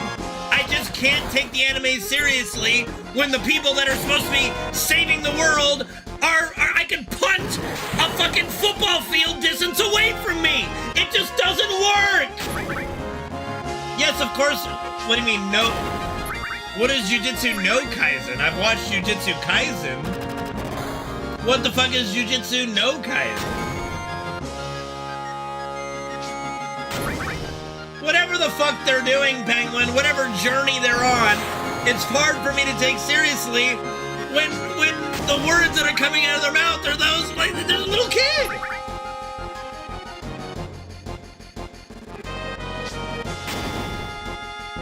Same, Struckness, same, yeah.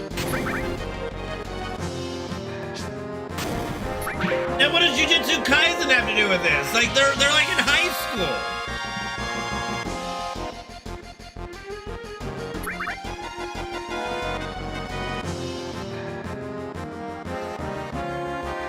Goodness gracious me. Alright.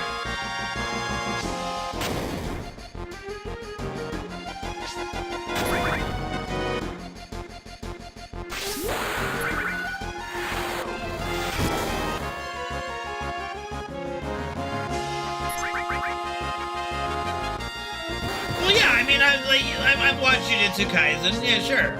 It's fine. It's good.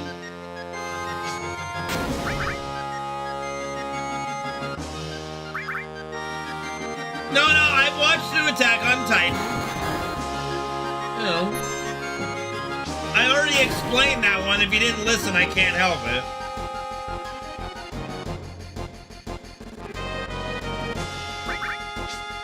Lalafells are potatoes, okay? Big difference.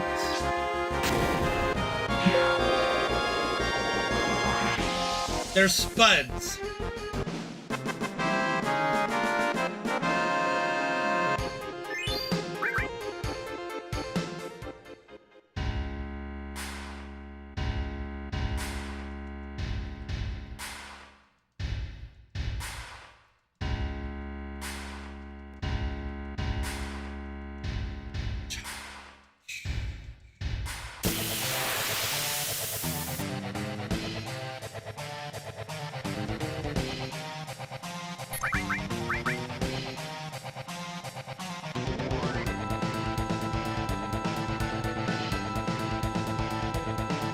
No, I've gone through Full Metal Alchemist. It's Brotherhood I need to go through.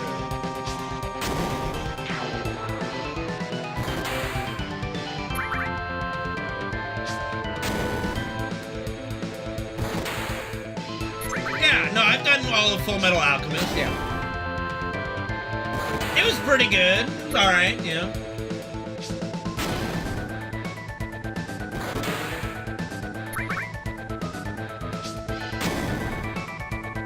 I've tried to start Brotherhood a couple times, and I just kind of lose interest in the first 2 episodes.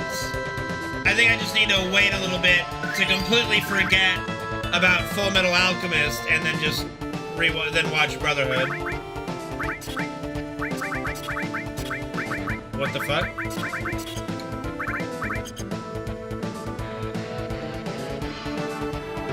Well, I know it gets darker, Shinto. I watched Full Metal Alchemist. I know.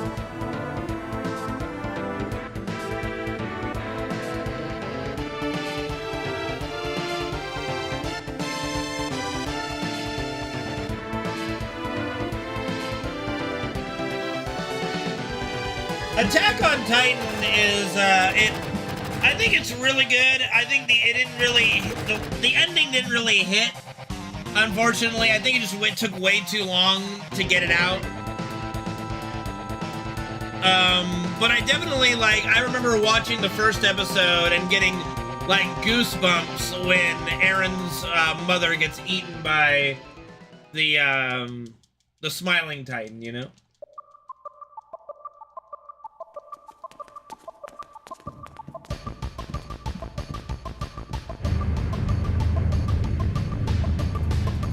But there's there's no question that Attack on Titan for a little bit was a cultural phenomenon for sure.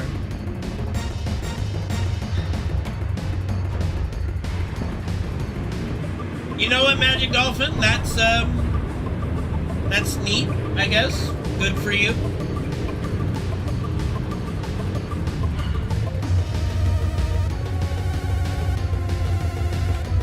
Well, yeah, it's always hard to land it, you know, Solar. It's like a unique premise, but, it's a unique premise, but also not too far from what you could see as a plausible and post-apocalyptic kind of world, right? Like, you look at it and go, it's outlandish enough that you know that it's fantasy, but it's also plausible enough that you're like, it's not that out of the question.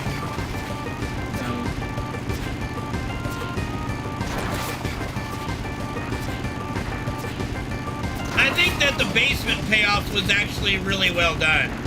I wasn't expecting that, and I thought that was done really well. I thought all of that. I loved the idea of all of it. It's just kind of the final season, the way they completed it was a little weak, in my opinion. That's super, Magic Dolphin. I'm glad to hear it.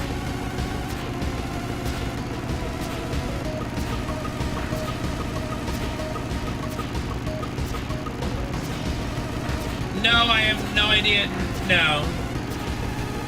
If it doesn't have an English dub, I would have no clue, you know?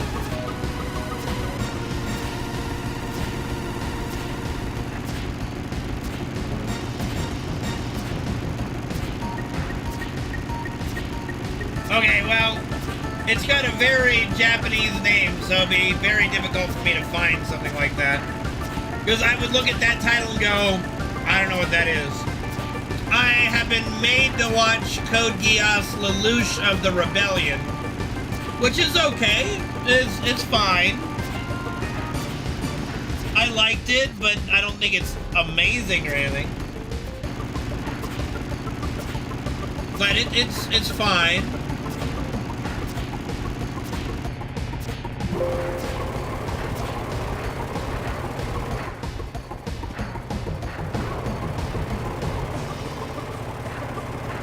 Oh, why didn't you just say fucking Demon Slayer? No, I haven't seen Demon Slayer. What the fuck would you say? What? Claymore is one of my favorite animes and one of the first animes I ever watched. I love Claymore. It's actually the only manga I own. And I'm actually scared to finish reading the manga because I'm always holding out hope that there's going to be an anime revival of it. But I've read the manga all the way up to where the show basically ends. And I'm I've just been scared to finish it. And great. Well, okay. Might be alright. We'll see.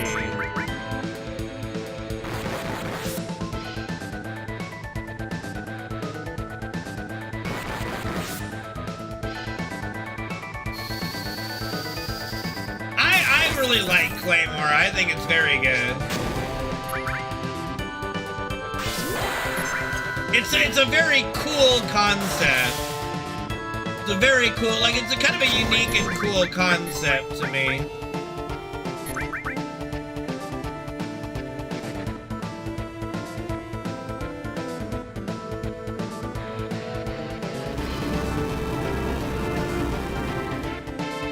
I could defend with Barret.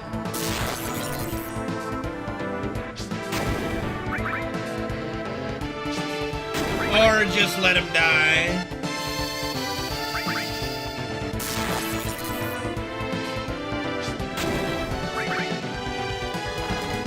Or, yeah,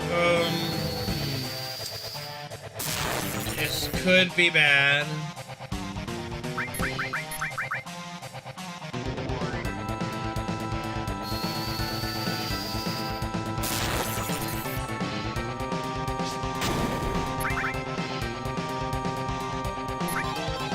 Let's see if she gets that off before he does a move. No. Okay, well.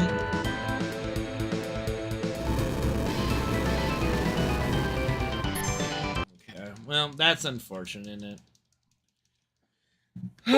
The double arm attack crit kind of sucks. And Barret only died by 1 HP. Anyway, that's fine. Let's see, is there any question I missed before? Motor blue-balled. But yeah, I would recommend Claymore, you know. The ending is incomplete because the anime was incomplete. But for the ending there, you know, it's good. Easy reset. Oh, God. No. No more resets. We're just gonna chill for the last little bit. Let's see, what was I looking at here?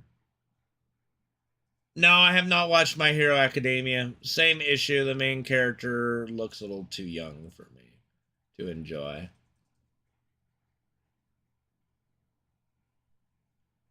You know. No, we're not going again. I have to think about what I'm doing here, though. Truth be told, this headache isn't going away, even despite the 5 aspirin I took. So I'm almost inclined to try to rest so that I can actually recover. I've been feeling sick since Friday, but I've been pushing to stream as best I can. Yeah, I've seen all of Attack on Titan. We can chat for a little bit, and then I think I'm just we'll do an early stop tonight, and then I'm going to try to do, even though we have FF14 raid, I'm going to try to see if I can start early enough. It really depends on Fred. On like Wednesday or Thursday, that I can start running like 11 in the morning or noon, and, you know, knock on wood, doing no reset all the way up to raid, but we'll see.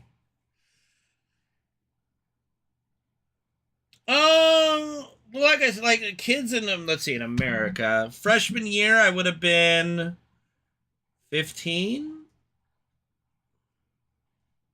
maybe 14. Hold on, we can math this. I graduated in 06,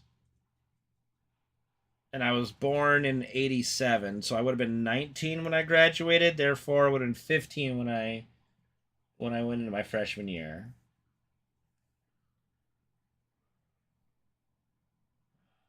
Thanks, Wade. I hope so too. Trying to muscle it, you know. I wouldn't be tomorrow because WoW, we have WoW raid, so it would only work for Wednesday or Thursday, because no WoW raid on Wednesday or Thursday. But FF14 starts at like 7:15. So if I start a run at like 11 in the morning, then in theory we might be able to get there. I don't know. Being overly hopeful, or just I want to do FF7. I want to, but like today I was cucked by guards and then random RNG with crits and shit. Like, it's just annoying. And next time I might just bite the bullet if I wasn't feeling like shit and just, even though Tifa died and would lose XP, it's probably okay. Like, Barret dying is fine. I probably could have just thrown a heal on Tifa, lose some time, and keep going, so I might do that next time. Oh, we'll see. We'll see. Anyway, I'm gonna relax tonight. A lot of it has been the heat too. Like, it's been really hot, so very susceptible to fatigue and headaches and shit. But yeah, anyway, that's my hope, and I do apologize, guys. But yeah, if anything, we'll be back at it this weekend. Well, we do have the AC on, but you have to understand, even with the AC on, it still doesn't get that cool, and then we can't keep the AC running all the time because it's really expensive. So yeah, like I think my mom said last month's electric bill was like $500. So you know, it's not free to run the AC. So anyway, you guys have a good one. I'm rambling a little bit now, and I'll see you guys hopefully tomorrow. Just take care of yourselves, stay hydrated, and stay awesome. All right. Thank you guys for your support. It means a lot. It really does. I'm just sorry that it's been a little shit this weekend. Just yeah, it's just been shit. It's been fucking shit. Let's be honest. It's been shit.